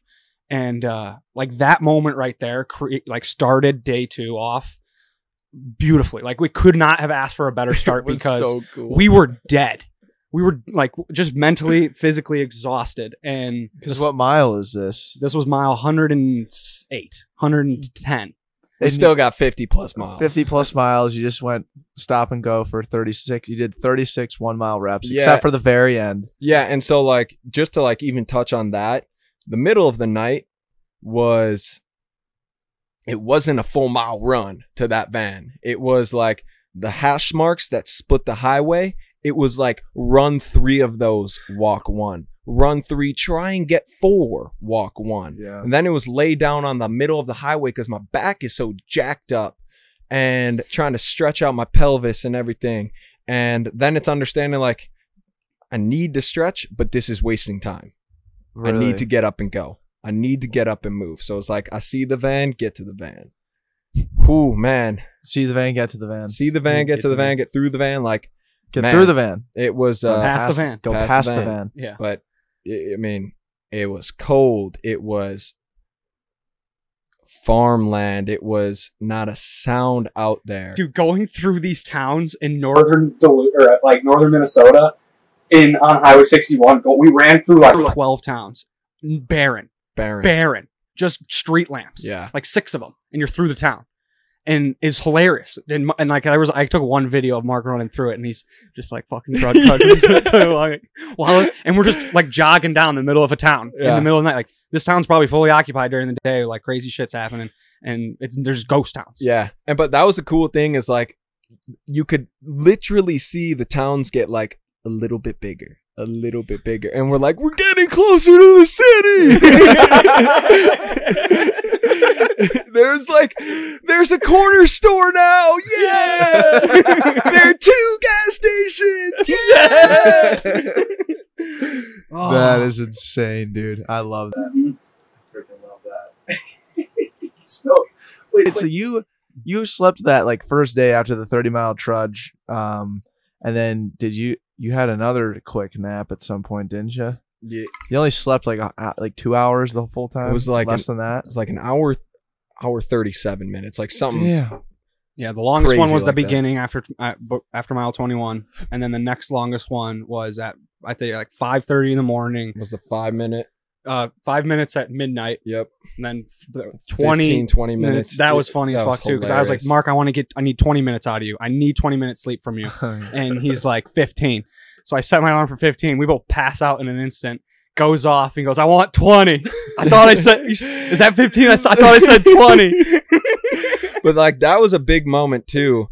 I don't know exactly what mile we were at, but that was like just before I got out, before the sun came up. Yeah, it was too dark and we were pissed. Too dark. We were pissed. It was cold out. It was warm in the van, and like that's when I turned to Andrew, and I'm like, my head's in my hands. I'm just like kind of delirious, moving around in the front seat, and I'm like, Andrew, I hate who I am, and I was like, I want to not get out of this van. I like, this sucks, but I'm never gonna quit, and I hate that. Like, I was just like, I'm never quitting, and I hate it. I mean, it's the double-edged sword, though. It really is. The fact that like there was never a doubt in our heads that this was unsafe. Like there was always someone inside of me that said, you can't do this. Like the only way I would have stopped is if I was like throwing up repeatedly, or like my leg physically broke and I could not move. But I knew like that was a tough, you talk about demons, like that was a tough demon to go through, of like, I'm so jacked up, I'm so tired, I am like cold and lonely out here. And I knew that the only excuse of me stopping was me having to admit, all right, I'm done. I'm throwing in the towel. And like, that is a demon that was the loudest one the entire trip, especially during that entire night, was like, everything wants me to stop right now. I'm jacked up. I'm tired. I don't want to be out here in the cold anymore. Like, I want to sit and I want to not do this anymore. But like the only thing that I would have been able to say is like, I had to stop. Like I couldn't do it. When I know there was someone inside of me that still said, there is someone inside of you that can do this. You can still do this. So if you want to do it, just keep moving forward. Keep putting a foot in front of the other, because that's the only way to get this done. And if you don't do that, then you have to admit to yourself. It wasn't about telling anybody. It was about me having to admit to myself that I stopped when there was still gas in the tank. As low as it could have been, I had to admit to myself that even though I could have continued on, I chose to stop. And that sucked, because like that was the only thing that was like, all right, well, I'm getting out of the van. Right. We're going back out. Gas ain't empty. Gas ain't empty. And Andrew's just like, just kind of rubbing my back, rubbing his back like a supportive parent. And it was like the best thing ever. I was like, this sucks. W's. And just W's. no word said, open the door, and I see the van go off into the distance. One more mile. We talk about overriding. We talk about this with the athletes a lot. Overriding your inner bitch, and that's kind of like what part of that is you have that balance of you know you can do it, and this is in all aspects of like life. Like you know you can do it, and then you have that kind of, I call it the inner bitch, but it's that safe side of you that's like, well, should you though? Like, well, should you? Like, we could do this. Like you could sleep in that van, especially with modern, like you could go home right now. Like you could take that nap. You could or break you could right like, hey Andrew, should we have you pull me up 2 miles? Nobody would ever know. Yep. Right. Nobody would ever know if you just pulled me up 2 miles and then we slept for that time. Mm-hmm. Like those were definitely clear, like going through my head too. Would never do it, would never verbalize it, but like those were going through my head. Is like, how can we find shortcuts? How can we find a way for us to do something that nobody else would know? Mm-hmm. That's tough. It's tough because that's continuing to pound in your head of like, let's find a way to make this easier. Let's find a way to make this more enjoyable, so like I can get through this a little bit more. Right. Make it easier. Yeah. Yeah. When I love Those are demons. I love that part though, is like knowing that is in you now going forward, because that's where I think a lot of people trick themselves, is they never know that voice is what's really running their lives. You know, like, that voice is there and you know it's wrong. That is a different step than where I think a lot of people are, to where they just let that voice Oh, that's the autopilot. voice. Ooh, that's the voice. Ooh, Let you that's the go. voice. And you just like, and it's a huge first step. And I like talked to me, it's like that voice is telling you it, but you don't have to listen to it, man. Like, and that's something that you don't. I mean, I don't think you ever listen to that voice in your life, but I just think that's a really, really cool step, is hearing the voice and not Acknowledging it. and letting it get power, because it wants power, man. Once it Yeah. gets power, it doesn't give it back. And it would have been easy for me. Like, I know Andrew would never have like let that happen, but it would like Andrew wasn't against me. Like when I set those 15-minute timer, I was like, I thought we said 20 minutes, Andrew. What the hell? Like, I thought we said 20 minutes. And Andrew's like, dude, take as much time as you need. Yeah, I was like, we can go for an hour. Yeah. But it's like, Got all day. yeah. But it's like, it would have been easy for us to do that. Yeah. Nobody would have ever known. Right. But it just What was can't that? do that. What was the internal dialogue like in yourself, with yourself, throughout the race? Like, did it, like this demon, these negative thoughts that you're battling over and over and over again, were they getting more intense as you were running the race? Or like, did you have different conversations? Was it the same one getting more intense over and over again? What was that like? Yeah, I mean, I think it was just like everything that I've said is like it would switch from one to another, get more intense. It would like doubt would start coming into play, especially at the beginning of it when we were just shuffling down the highway. But yeah, man, I mean, Even towards the end, now there was like this stupid Pressure that we had to get there by 7. Yeah, and that actually made it tough. Right. Because now we have to think about other people like waiting. Yep. And then like I was trying to communicate with Mark, like you have to maintain this pace to get to here. And then like sometimes he would do a little stronger. So I'm like, fuck, are people going to be late? Yeah. And he's going to get there before and then pace slower. And I'm like, now they're going to be standing there too long. And it was just like that constant stress of like, you shouldn't have to be worrying about finishing this thing and having to like worry about people waiting. But like, that's genuine. Like that's the moment that you're in. So that was hard. Like that's internal dialogue. I need to maintain a 15-minute mile pace for 4 miles straight, 4 straight times. That was 16 miles. We wanted to go 4 miles at a time, 15-minute paces. Yeah. So for 4 hours straight, we did not stop. Right. And what you were really doing was running it in 50 minutes and taking a 10-minute break. Yeah. So you really never were running that 15-minute pace. Yeah. That type of stuff, internal dialogue, is exhausting. Yeah. Yeah, and that's what really started to take the toll at the end because because you know we didn't want to keep people waiting, and we did want to have we wanted to be a part of something cool at the end too, but yeah, it was like you got to hit this 15-minute mile pace, but yeah, I need time to stretch, I need time to eat, and so a lot of that was pressure on when I'd lay down in the middle of the highway to stretch, I was like, I got to get up and keep moving. I got to keep moving. I'm wasting time. And so it was a lot of those conversations, and they would intensify and amplify, and they'd bounce back and forth. Yeah. And then Blake and John did a great job of subbing in and out. I think it was the last day. There was many times where it went Blake for 4 miles, John for 4 miles, Mark for 4, Mark solo 4 miles. And there was a hybrid of all of that going on. Yeah. So the aspect of leaning on each other was very prevalent. Yep. And you've mentioned a few times, and feel free to dive in as much as you want, but those moments were most beautiful with John and Blake, because that's when you really get to rehash and create awesome memories for them when they're struggling, and they get to talk about Lori, and you get to feel that energy and that love. And usually when they're talking about Lori, they're probably making someone else uncomfortable, or they don't know how the other person's feeling, but you were able to lean on them, on him, and vice versa. And I think that's really cool too, for 4 miles at a time for 2 people that don't run. Right. Blake does not run, and John is a fit motherfucker, big dude. He's a unit. A unit. Wow. But not in he doesn't look like he can run that far, right? Because he's got huge calves, huge upper body. Barrel.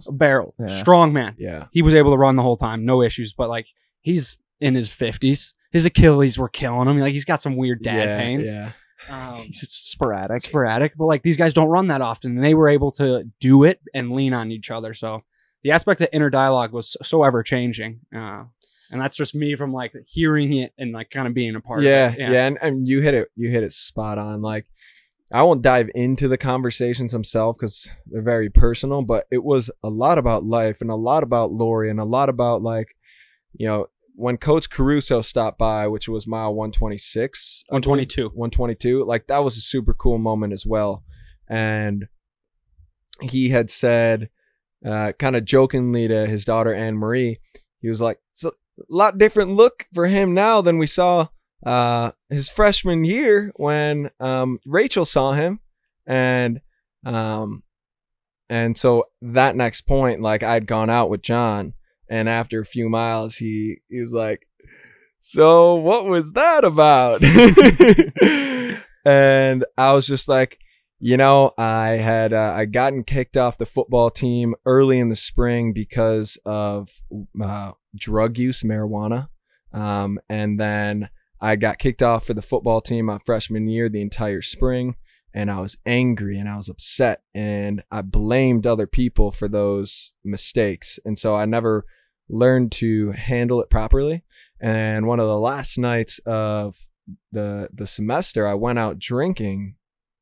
And it's funny because I went out the night before the final that I had the next morning, but I had all the answers because I was cheating on that final, which was why I went out drinking in the first place. And I am so angry and I'm thinking I'm the man because I'm like, I'm drinking the night before my final because I got the answers to, just like a cocky asshole, you know? And I came back from TIFFs that night and I'm rolling through campus thinking I'm the man and I'm swearing at this pub safety officer because I'm pissed off that they had entered my room and found weed in my room. And so I'm swearing at him and I'm giving him mouth and I'm giving him lip.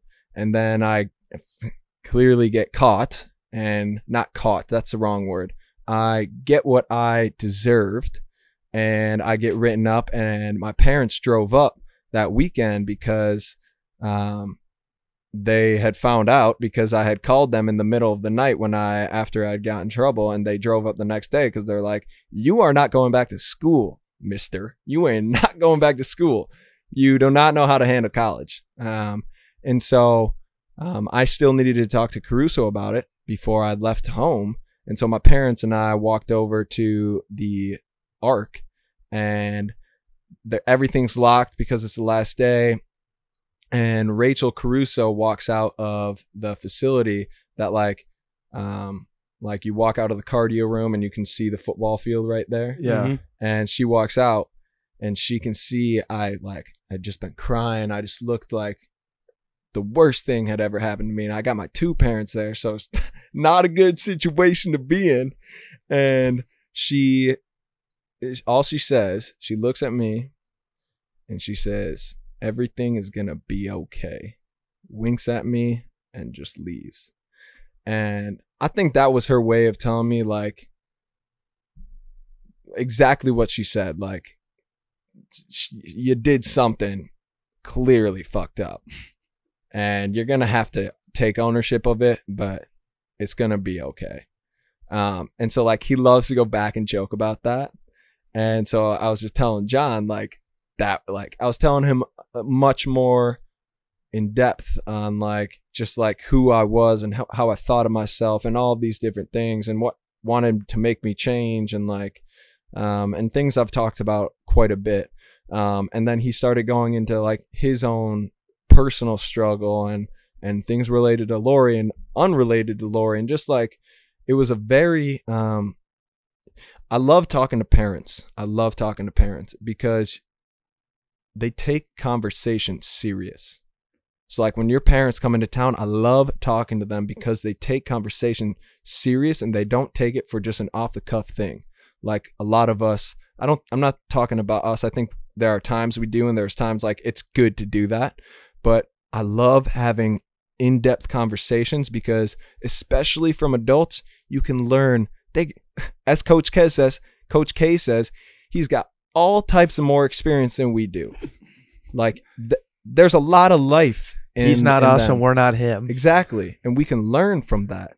And like, that's why I love talking to parents. And so like, it was awesome to have this like super deep conversation with a man that I look up to, and to just be able to learn from him and learn from his pain and talk about my pain out there and just how it all interconnected and how we felt Lori out there with us. Like all those things were so wrapped up in that experience. It was just like that's what kept the demons away a lot of the times. Like that's what kept me just thinking clearly, was being able to have that support system from people that loved me and I loved them back. And like, it was felt. And so like, through the good times and the bad times, those are the things that continue to keep us moving forward. You went from like causing your own floods in your own life to now building an ark during other people's floods. And I think that's kind of like the energy and just the difference feeling and evolution of who you are, you know? Like, I think that's the single coolest part of all of this is you went from being, like you said, the flood in not only your own life, but in other people's lives that were trying to be with you and trying to like love you for who you were. And same situation, I think like everybody goes through this transition to now somebody else is going through this flood. Somebody else is going through the chaos of life, and how you are helping build that ark to keep them afloat. You know, like the Rachel Caruso, where she is helping give you an ark and helping give you something to hold on to during your flood. Now you are doing that for other people, and just to see kind of that circle and how you're drawing back upon that I love that. It's super cool, man. I'm so impressed. And I just like think about it in my own life too, where I'm like, I'm not in a flood, but I'm in a different like stage of life now, where I'm just like I'm in transition. I'm in between this community here in Minnesota, and I'm like in between starting my own thing, just like by myself in Arizona. And it's a weird, what you said about the parents was just like so great, because I don't get to talk to all the parents that know who I am or know who I was or whatever, like that know me well, I should say, for the last 5-6 years. Like being able to talk to them and get like a true perspective and gauge on like how they view you and how they see you and where they want you to be or where they don't want you to be. That's amazing. Like what an awesome person or valuable asset to have in your life. And with having John on that run with you in that moment, a mile 122, 123, 124, even throughout, like I can't even imagine. I gotta imagine that's just like the coolest freaking thing. Yeah. And just to poke back a little bit and push back on you,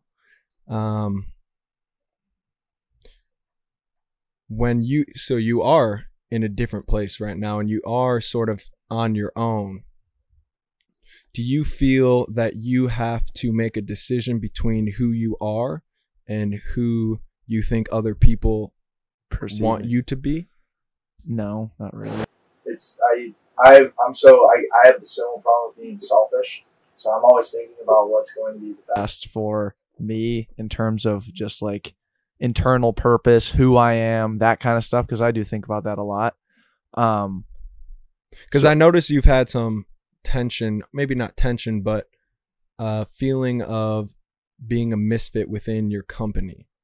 Yeah. Oh, I live that life. Yeah. I live as my own little being within this corporation or job per se, where I'm looked at as an alien, because I am. What does that mean? An alien is just like not a part of the community. Just from sheer mindset. But at the same time, I just take a little bit from everybody. There's so much value. Instead of looking at yourself as the alien, like I do think I am that to a certain degree, but at the same time, I'm just like, I'm one of the guys there. There's so much to learn from all these other people that are from like bumfuck North Dakota all the way to like Nogales, Mexico. Like I just have these random pockets of people, these divorced people in Tucson. Like I have these different pockets of people that have nothing to do with like the community I grab the majority of my energy from, but yet I'm still trying to find every way to like do that. Yeah. Now am I sensing myself like, wow, I'm really like out of my comfort zone. I'm really away from what I'm normally used to doing. I'm really far away from my typical routine. Who am I becoming? You know? And it's funny sometimes just going back and having conversations with like Steve's mom. She's like, how are you doing? Are you okay? Blah, blah, blah. And like every mom has asked me that. And I'm like, I'm having an awesome time just trying to figure it out. And I'm loving the idea that I can figure it out and I have the opportunity to figure it out, because it's just so unique, and I don't ever want to throw that away. Yeah. And I think that's a consistent theme that we're going to be facing our entire life. If anything I learned from John is like, he was admitted like, I'm trying to figure out this just as much as anybody. Like a lot of people I'm sure are looking to him for answers, or just like to ask him, are you doing okay? And him like that being like, yes, I am okay, or no, I'm not. Like he's trying to figure this out himself. And so, you know, a lot like some of the things we talked about were just like that type of growing and that type of understanding that we need to recognize how we feel. And like just understand that there is a reason for this, and we may not know the magnitude of it right now, but it's through that process of diving deeper into ourselves, journaling, like asking for help. You know, I told John on the trails, like whenever I have an insecurity or something that I can't get out of my mind, I just call up Austin and I just talk to him, and I honestly tell him how I feel. And that is like, it's so important to like me in my life, and I hope it is to you guys as well. But like without being able to tell someone how I feel and know that they're not gonna judge me for it, they're only gonna find a way to help me through that, and like be totally transparent with that, it's the coolest thing ever. It's the coolest thing ever. Like I get to live a life where I get to tell people how I feel, because we're all in this pursuit to be the best selves at the end of the day. And somebody cares enough to tell you, you're right, you're wrong, but I'm here for you. Like, I think you're going down the wrong path, but I'm here to help you. Like, that's so important. Those talks that you have, like, that's been one of the most powerful things in almost like my entire life in the last 2 years is, I'm very much an internalizer. I'm not as open. I'm trying to think of the right word. Open is a good word to use. Open is a good word. All right. Is it transparent? Vulnerable? But very, very much internalized. And for like 21 years of my life, it was all internalize, build up that cake, like build the cement wall, do that. And talking with Dowdle and being able to have these talks, it's like the first time you're able to talk to somebody that's like, oh, he's going through the same thing. Oh, he has these same thoughts. Oh, this is kind of what he's going through. And for me, it's really cool, because when everybody looks at, and you talked about, is Declan struggling with the expectations people have of who he is and who he actually is. And you talk about that when I look at Dowdle, like you look at this dude that has it all, like is the freaking stud football and lacrosse player. Like he's supposed to have it all. He's supposed to have it all put together. You know, like you look at people like that, and then you actually get to learn who they are. You actually get to see that they have demons. You actually get to see these points. You actually see that like that's kind of what's driving them. And when you have that understanding, you're like, oh shit, like everybody has this. Like you're not alone in that. Like you don't have to internalize everything, you know, and you can process this with somebody, because somebody else is going through the same exact thing as you. And that's like those talks that you have like with me, like so powerful for my entire life of being able to realize that other people are actually going through this, and other people are actually doing something with that pain, doing something with those voices, doing something with kind of that thought process. I think, like you said, I just think I don't know. Where did my train of thought just go? It's gone. It's gone forever. It's floating away. No, it's not gone, dude. I thought one thing that was cool about you, Dowdle, before you ran the race was that you spent 30 some days in a van just like by yourself. Yeah. What an awesome perspective to have of knowing what it's like to not be around the community that energizes you. Yeah. And then you were like, shoved back into the community Like to run the full race, steam like ahead. full steam Yeah. with like 1 week. everybody was just like knowingly open arms, was like because it had been on the calendar. You'd been like driving a bunch of awareness for it, and then you get back. I don't know how many days later you ran the race, but like It's that next weekend. it was that next weekend. Like that's very cool because you and I, when we were in Tucson together, we were talking about this very idea of like how awesome are the community of people we have back in Minnesota. But when you go to other places by yourself and just start to operate amongst the greater community, you realize that not a lot of other people have that opportunity. for sure. Not a lot of people are invested and engulfed in a community of people that just like want you to do better. And not only do they want you to do better, but they want to be better themselves as well. And there's so much energy to tap into. There's so much competition and awareness. Like if I'm not busting my ass, I know that if I'm living here, I know Andrew's going to be up in the morning busting his ass, or Jack Burke or whoever is in this house, or even outside of our house or friend group. You know, these guys are all doing their regimented stuff the way they want to do it, how they want to do it, because they can. And there's just not a lot of people out there that have that kind of fire. And it's great. I think that's one of the bigger realizations for me is like, I was like, whoa, I got to do it all myself, kind of. Yeah. Like, I got to like find other outlets of energy. Like, Yeah. you take it for granted, but Yeah. I think you realize that. Yeah, and that's what really I grabbed hold to. And what I have, like we started off the podcast saying, is how it's like emulating off of me is Yeah. because I spent 31 days in Solidarity. Now there were 8 or 9 where I got to see Michael Franzese, Luke Swenson, Kylie Sullivan, Ronald Jones and his family, and Jake Bear, and like a bunch of people throughout the trip. And like those are the things that brought me back to life, like being able to communicate and have real in-depth conversations. I remember talking to Jake Bear, who was like a friend in college, not like the best friend, but we were friends.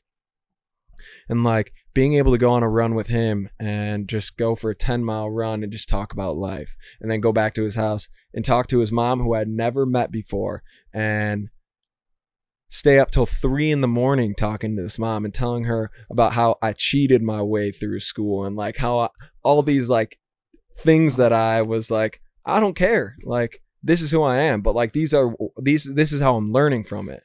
And it was just like, it was so freeing and empowering to spend all this time in reflection, like days and days and days of just literally the music's off, like there's no podcast playing, and you're going days of silence, of just like going through your brain, going through your mind, trying to figure out what's in your head, where you're at. And then to be able to like take that and understand it and communicate it to someone else, and like I don't want to say like empty the baggage, because I think it's also like hard for another person to take on like a dumpster truck. It's not like that, like I'm just like dumping things on you. It's not a full load here. No. It's more just like letting you see me. Like now you can see who I am. It's like your van door, your back door, your van's open. Yes. And you're like, these are my things. Yes. And like, if like, take me for what I am.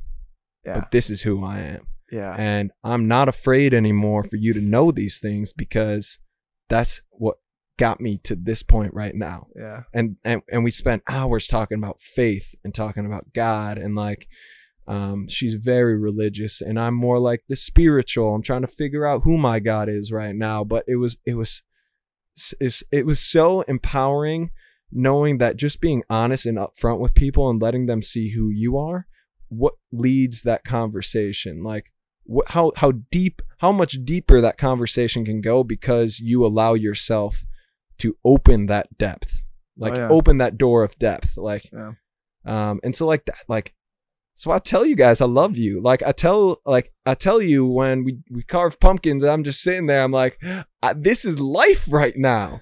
Like, this is amazing. Like, I'm sitting in a room full of people that just love being together, and people that just like infectious laughs, and like, God, it's just when that It's just what it is, man. That's where I was going to push back on the little like community talk a little bit, is because I think you need to have this like solidarity part of your life. Oh yeah. To be able to strip back everything that is you, so you can, you know what your soul is, and you talk about opening the back door, but opening like your soul to other people, because otherwise it is the baggage. Like, you don't know who you are. Yeah. You're going through, so you're just throwing that crap onto people, and that's where like I just feel like you see that kind of zombie apocalypse of like just so many zombies out there that they don't know who they are, they don't want to know who they are, and then they're talking to people that don't know who they are and they don't want to know who they are, and you have a zombie apocalypse of people that are just kind of going like just coasting because they don't want to do that. So, like 30 days alone, man, like you learn a lot about yourself. You asked me what I was doing, like where have I been, like that's what I've been doing, man. You talk about the spirit walks, like what's a spirit walk? Like,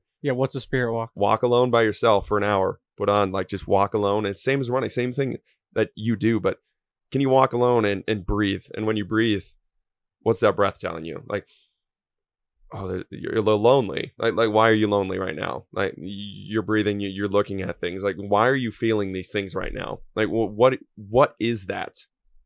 And then diving it down. And then he calls me, we can have a conversation about what that is. And it's not just crap. It's not just, oh, the news today, you know, like it's not just random. It's like, I lost $200 on this gambling. Yes, you know, like it's this guy. It's just being, but not 200, more like 5. Yeah. Get yourself to that point, you know? Yeah. No, but that aspect of looking within fully to, like, for me personally, fulfillment comes through investing in others, 100%. And I've lost my way most when I forget to invest in my own self. And investing in yourself, like you're just mentioning, as simple as walking for an hour in your own thoughts, repeatedly think of your breath. That type of investing in yourself, reflecting on it and realizing I have these things I need to work on, and these are the things that I absolutely love about myself, and I will never change that, and I will only amplify that. Finding out those little things and then doing that for others and with others, nothing cooler. Nothing cooler. Continuously putting yourself in positions to help others while you can win. Like, it might be fucking selfish to say, and I say this all the time, I'm the most selfish person because I'm going to put myself in every situation where I can win, but I know I'm going to be a better person and winning with the other another person. It's the net positive. It's the net positive. It's the net positive that Joachim talked to me about of when I had initially had insecurities about this. It's the net positive of like, you are that. It's like, it's we all have that. It's like we all think that we're being selfish by wanting to be happy and creating a community of people that are happy within that. And like, if you have to be the one that steps up and facilitates that, like stepping up for the pumpkin spice classic, like you facilitated that. Like I bet a part of you was like, I want to do this because this is gonna be fun as shit, like for myself. But like we all had a blast doing it, and like so it's like understanding. And this is what my friends that I've met over social media that sort of do 100 milers and stuff, Pato, Phil, Andrew, and Hunter, they tell me their advice to me when I was having doubts in this is like, ultimately at the end of the day, everything that happens around this event is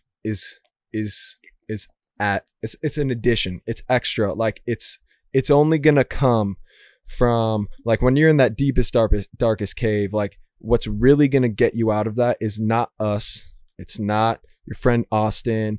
It's not gonna be the fundraiser. It's like you're gonna have to look at yourself in the metaphorical mirror, and you're gonna have to get through that. Like you can't rely, you can't lean. Like in those moments when it really matters, you're either prepared mentally to get through that or you're not. And like you have to be okay.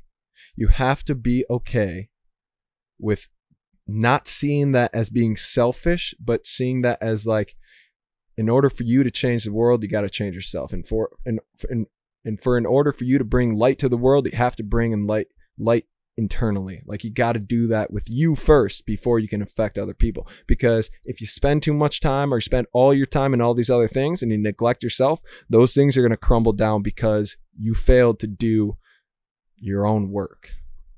I think, and when you talked about the zombie, the apocalypse, and how people don't spend enough time figuring out who they are, and then they just end up kind of running this like mundane life.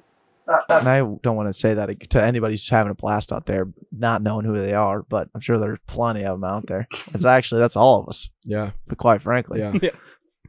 we're all having a blast not knowing who we are. Please. But And I don't know who the fuck I am still. yeah, I'm okay. fucking figuring it out. Yeah, and that was part of the point I was making. But at the same time, there's just like, I'm finding this for the first time in my own life where I'm like, I'm so busy that like when I get home at the end of the day, like I don't want to know who I am anymore. I just want to go to bed. Like I want to just play PGA. I want to turn my brain off, write jokes about dumb shit, and go to bed, or go and eat somewhere and go. Like there's such a little time allotted in my life sometimes that's pushed onto me, quite frankly. There's so many other things to figure out besides yourself. But that will compile. I know it does. It totally compiles, because you just that's how you would start. That's how you start to lose yourself. That's how you start to that's how you get out of your routine. That's how you aren't tightened up naturally, because you care less and less and less. There's less of there's less of an energy source within you that is that you're now banking onto yourself. Do you think you have to lean on yourself too much in that environment, because there's a lack of anything. There's a lack of anything coming back your way.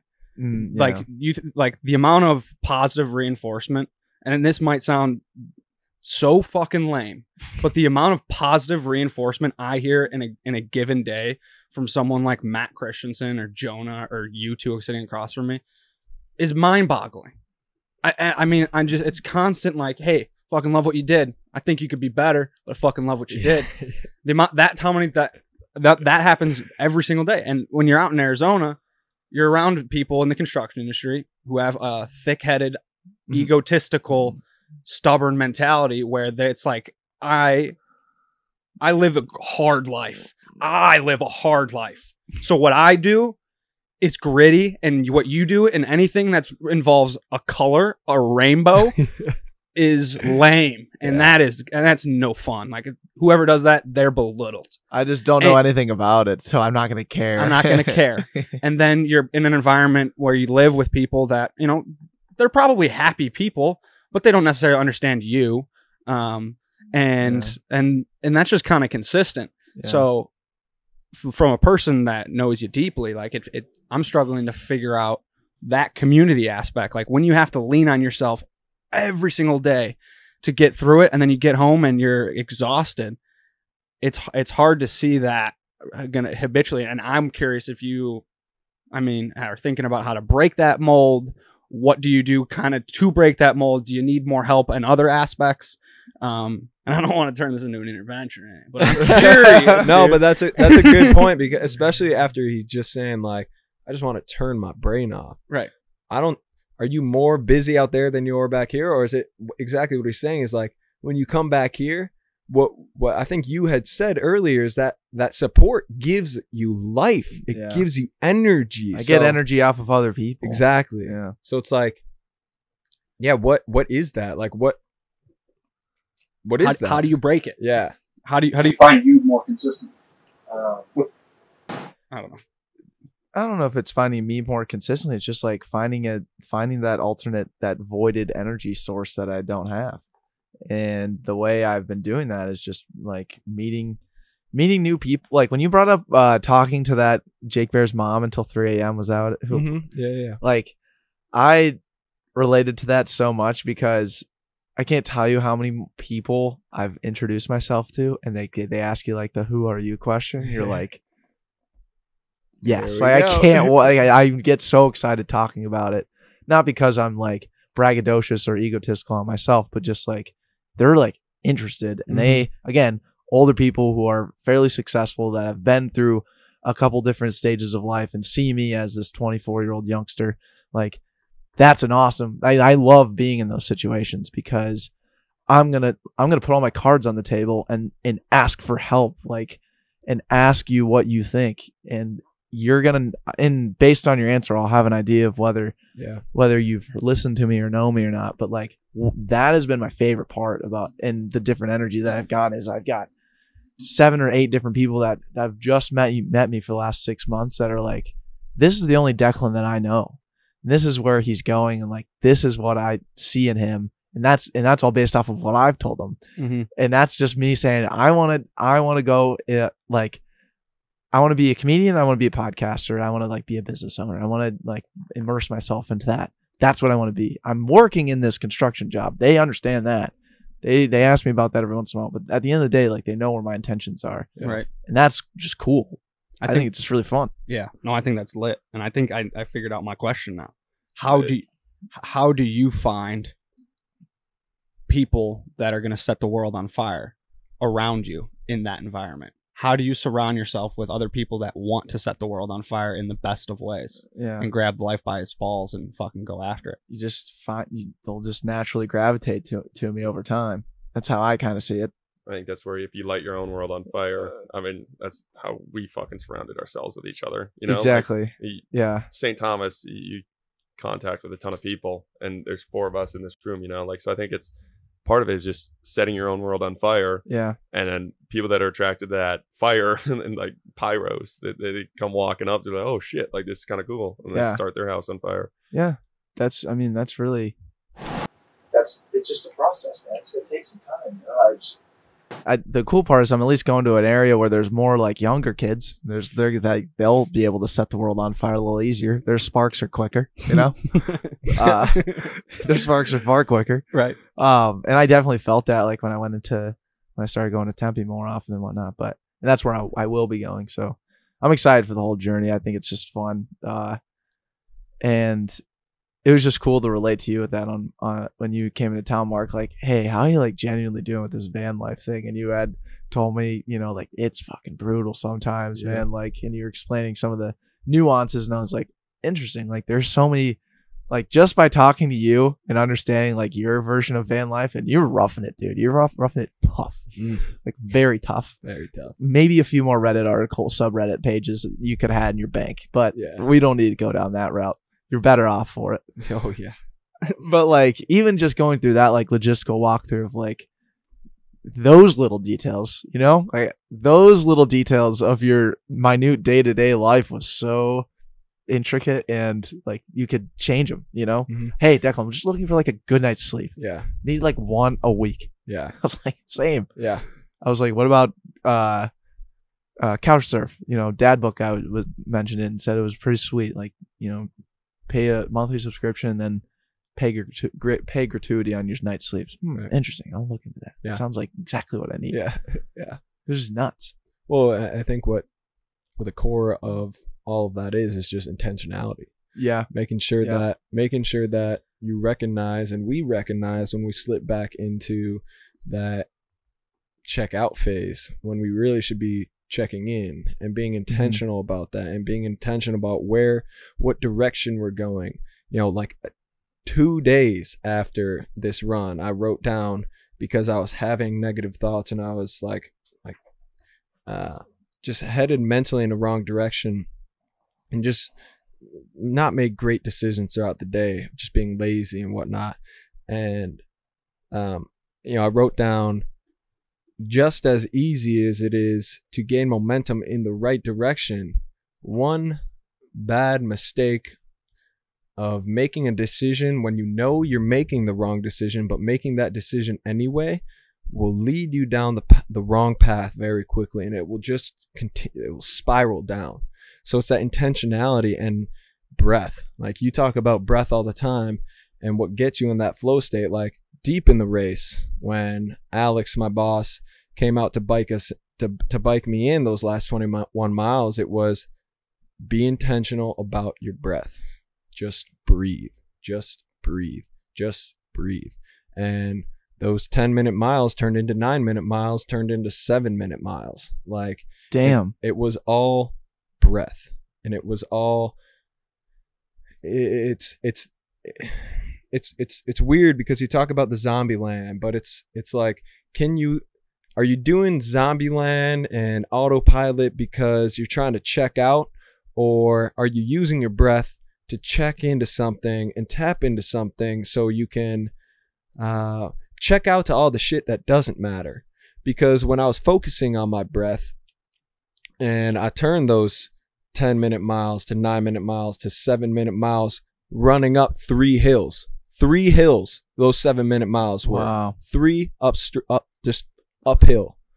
And it was just tapping into that breath and getting everything connected where all the pain in my body went away. And then I could use that freedom from that pain to get angry and focused and be like, you motherfucker, you were hurting me for the last 30, 40 hours. And now you're going to pay for that. Now I have the energy to fight back. And it all just goes into that. It was so funny because I'm sprinting uphill and Alex is on his bike and he's struggling to keep up with me. No way. And he catches up to me and I'm sprinting even farther ahead. And I was like, it's powerful.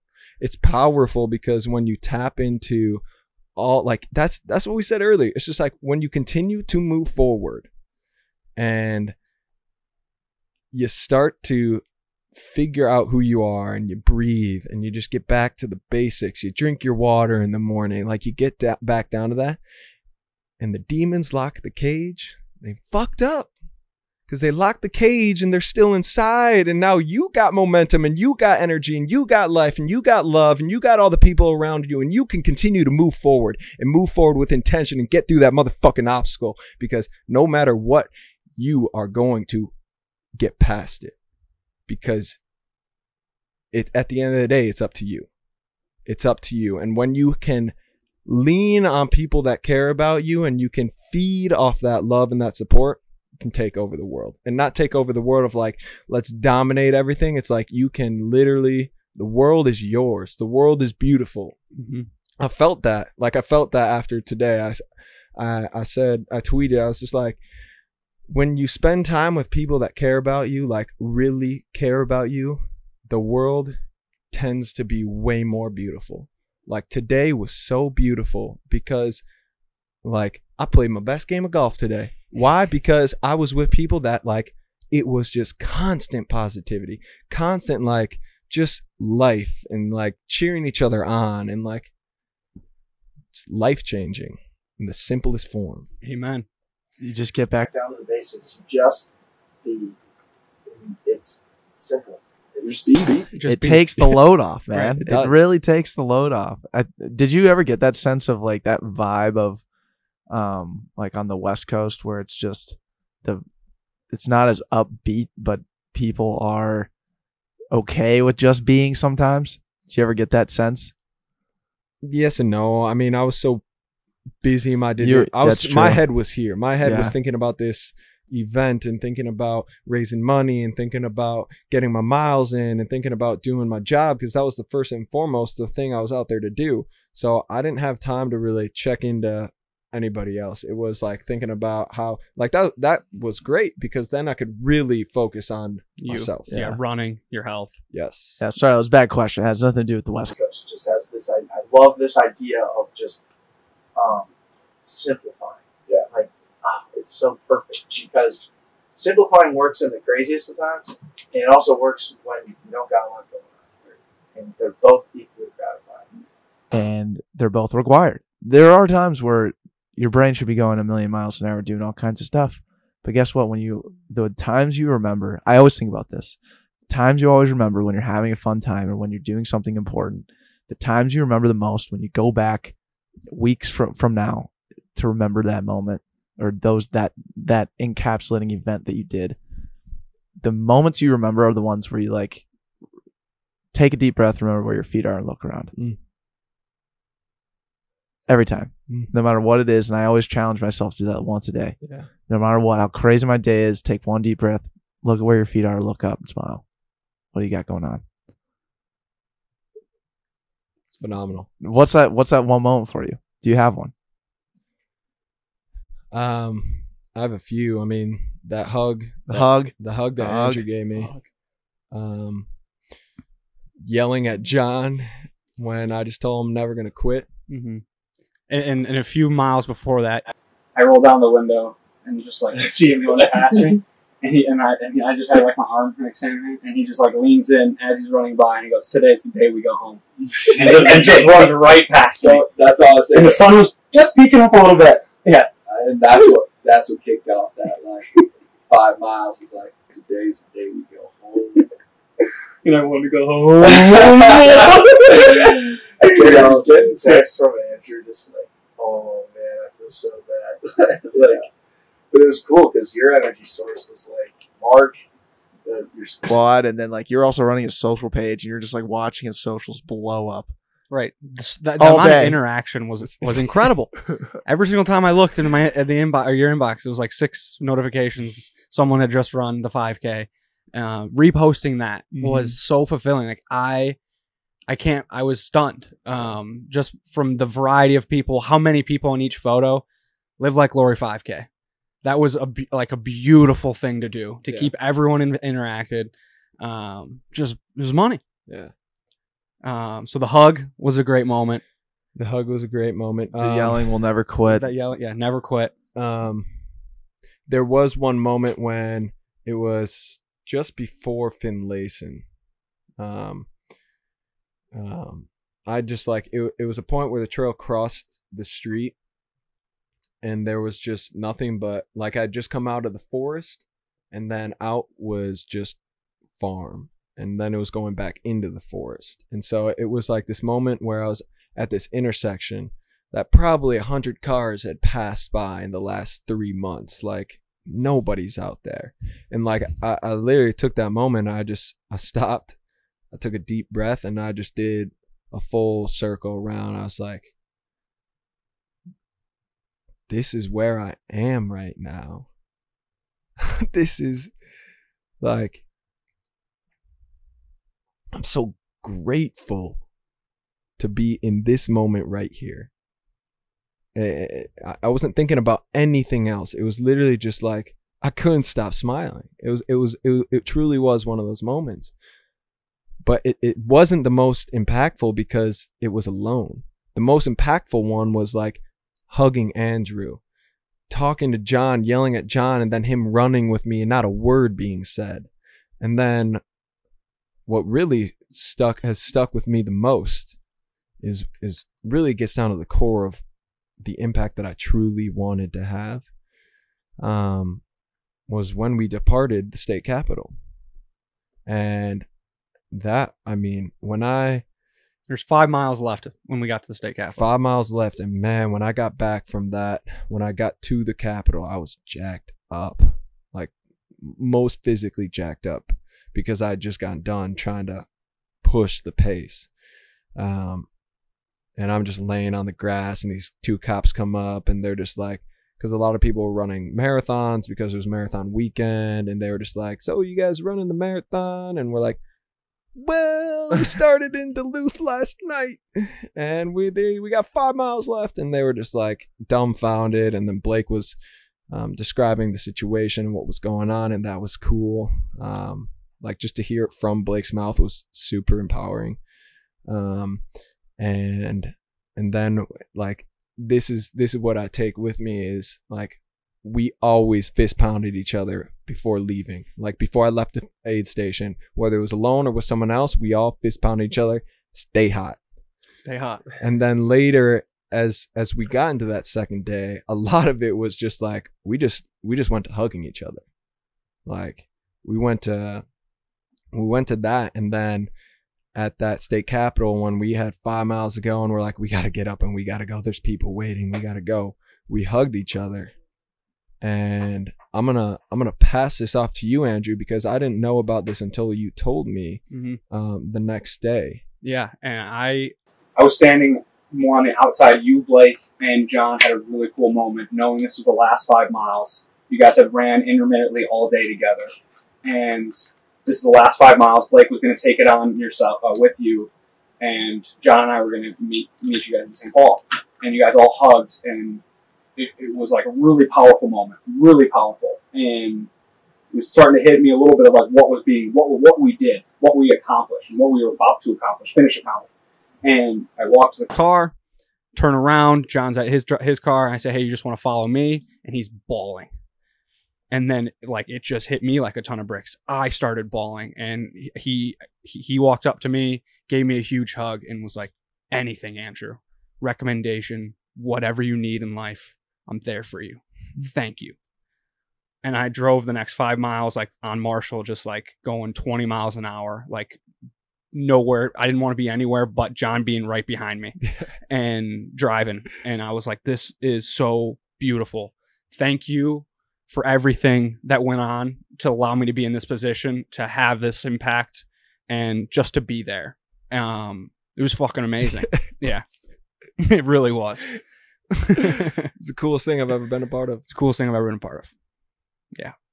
And then we got to St. Thomas, and the football team was there, intermittent fans, friends from previous seasons on football teams.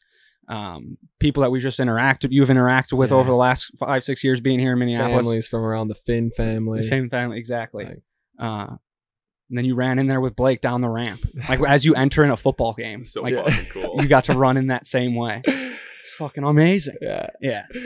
We were coming in, and we went down Marshall, and we went past our house, and we're just like, we can taste it. And we turn down, enter into the parking lot, and I'm just yelling, we just ran from Duluth. And there's these two kids, and we're all just laughing because Alex is like, they don't believe you at all. Like, they don't even know what that means. And like, that to me was even more empowering, because it was like, we are doing something, and we're literally running by people that have no idea what we are just about to accomplish together. And like everybody on that football field is just as much a part of it. And like, to know that we are living this insanely epic life, like we got to be a part of something so epic, and to run by people that are just like, they probably got scooters and we're going back to their dorm. Like, they don't even know. They don't even know. And we created this. We this could have been nothing. This could have been a nothing weekend. Mm-hmm. Like, and the fact that it wasn't was so cool, and how everything turned out. And so like, I'm screaming coming in. I'm just like, let's go. Like, it was amazing. It was amazing. Ran one more lap around the track. Forrest Gump mode with all of us behind you. And that was that. And it was done. It was 160 miles completed. And you were able to just be with some people you care about. Your girlfriend was there, family, friends, Coach Caruso. I mean, and it was a bummer. We wanted to get there before the sun came down, because fuck the darkness, dude. The sun was just setting. But we did it. We did it. You did it. Mm-hmm. It's like you unlocked a new level of yourself. We all did. Yeah, we all did. We all did. Now it's another opportunity to go back to work. Yeah. Figure out the next thing. It is. And Carry the rock. Pick up and run. Yeah, carry the rock. Chop wood. And Coach Caruso might have mentioned this. You probably had this already in your game plan for after it, but like reflecting and journaling the moment, because that's what's going to last a lifetime. And we're documenting it like verbally right now, doing a great job of capturing some emotions, but a lot of it's just like logistics of what happened. Yeah. I think you shared me with Deck and I yesterday of how you challenged yourself to tap into reflection mode creatively. And I think that's the coolest thing. Doing something creative is ultimately like where you achieve the most fulfillment, because you're tapping into something that is so beautiful, so different. And if any project has to do with creativity, I think it's the best project you can be a part of. Yeah, I spent this Saturday. So I think of myself as a creative being. I think I'm unique in such a crazy way that I like to write, I like to journal, I also like to just express my thoughts.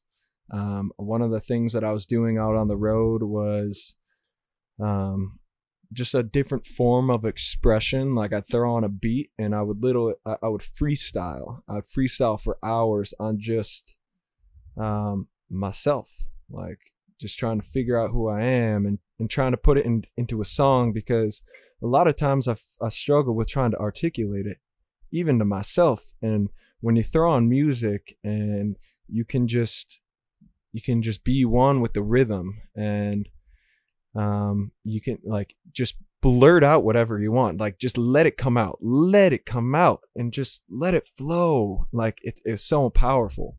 And so yeah, I mean, I spent this Saturday just kind of walking through the trails and Spirit walk. A spirit walk. Yeah, and Very nice. I spent 4 hours out there, and I wrote a poem. So I would like to share that with you guys, but I would like to share it as we officially end this off. All so right. if we're ready to do that, then I'd love to share that with you, but I want to make sure that we tap into everything that we want to get to. I got a little quote that I heard this morning that I wanted to share with you guys because it applies to this, and this poem is gonna be the fucking perfect thing to go with it. So I'm so pumped.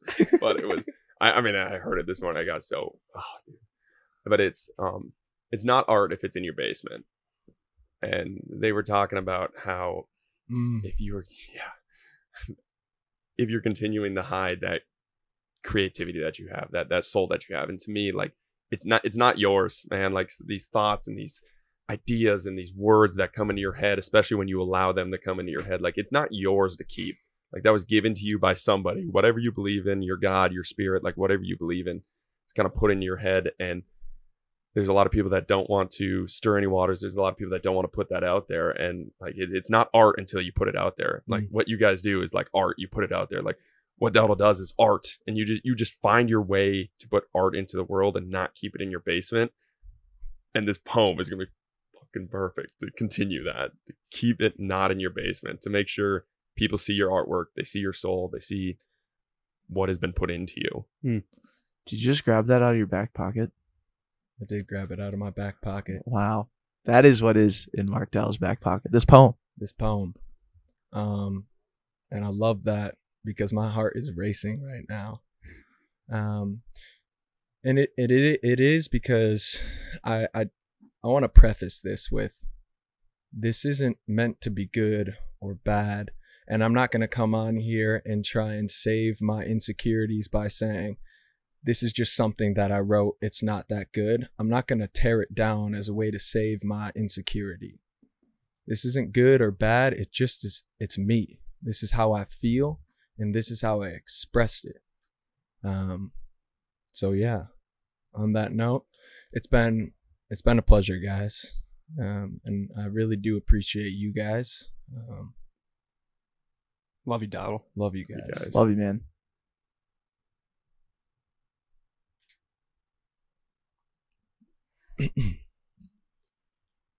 My heart tells me that this is meant to be some sort of destiny that put us here to unlock something deeper inside you and me. It's that connection tree, the we, that begins the process of living out our lives totally free. To some degree, I've discovered that my ability is contingent on the support of those around me that truly begins with you three. I'm so grateful that sometimes I begin to cry. And although I ask myself why, the answer is that this is what it truly feels like to be alive or fly. Even simply being taught how to tie your tie. It's not the skill, but the fact that someone took the time when we all know it's fine, and sometimes your day can just be summed up with one giant I love you guys. And what I've realized is that realness lies within the hearts and minds that can only be unlocked by giving people the opportunity to see them eye to eye. Isn't that what it's all about? This weekend, I discovered what it meant to be a part of a team, which is funny because I've spent the last 20 years playing sports. And I never had that feeling before. What does it mean? To me, it's understanding that I've spent too much time in a selfish way beating my chest as if to say that I'm better than all, but deep down I was not okay. But in that phase, down in that dark cave, I found something that makes us all who we are, and that is pain. That's what brought us closer together on those 2 days. Just 4 men and a couple of hounds, moving forward through every obstacle, round after round after round. It was so profound to hear nothing at all from silent small towns, while in our heads screamed demons aloud, those sounds that seemed to pile up like a mountain that's only goal was to surpass the clouds, but we passed through and plowed like the farmers in those towns, moving forward through the corn-stalked crowds without ever a doubt as to how. You see, pain rearranged in such a way to drive us forward is not insane. Only when we blame do we give up the opportunity to change, which allows excuses and shame to enter our system and hijack our brain. I don't have the answers, even if it may sound like I do. I'm just trying to be a better man, opposed to being what I've been before, and that's a fool. I started with destiny, but it feels more like continuing a legacy from a weekend that now feels more like a distant memory. And I'll admit, it went by too fast. And those raw emotions, they surely do not last, unless we continue down the road of paving our own path. We did a great thing, Andrew, Blake, and John, because Lori's name sits in the hearts of many now, and her loving legacy will continue on. I love you guys. That's a wrap. Dude, that was so good. The only way we can get back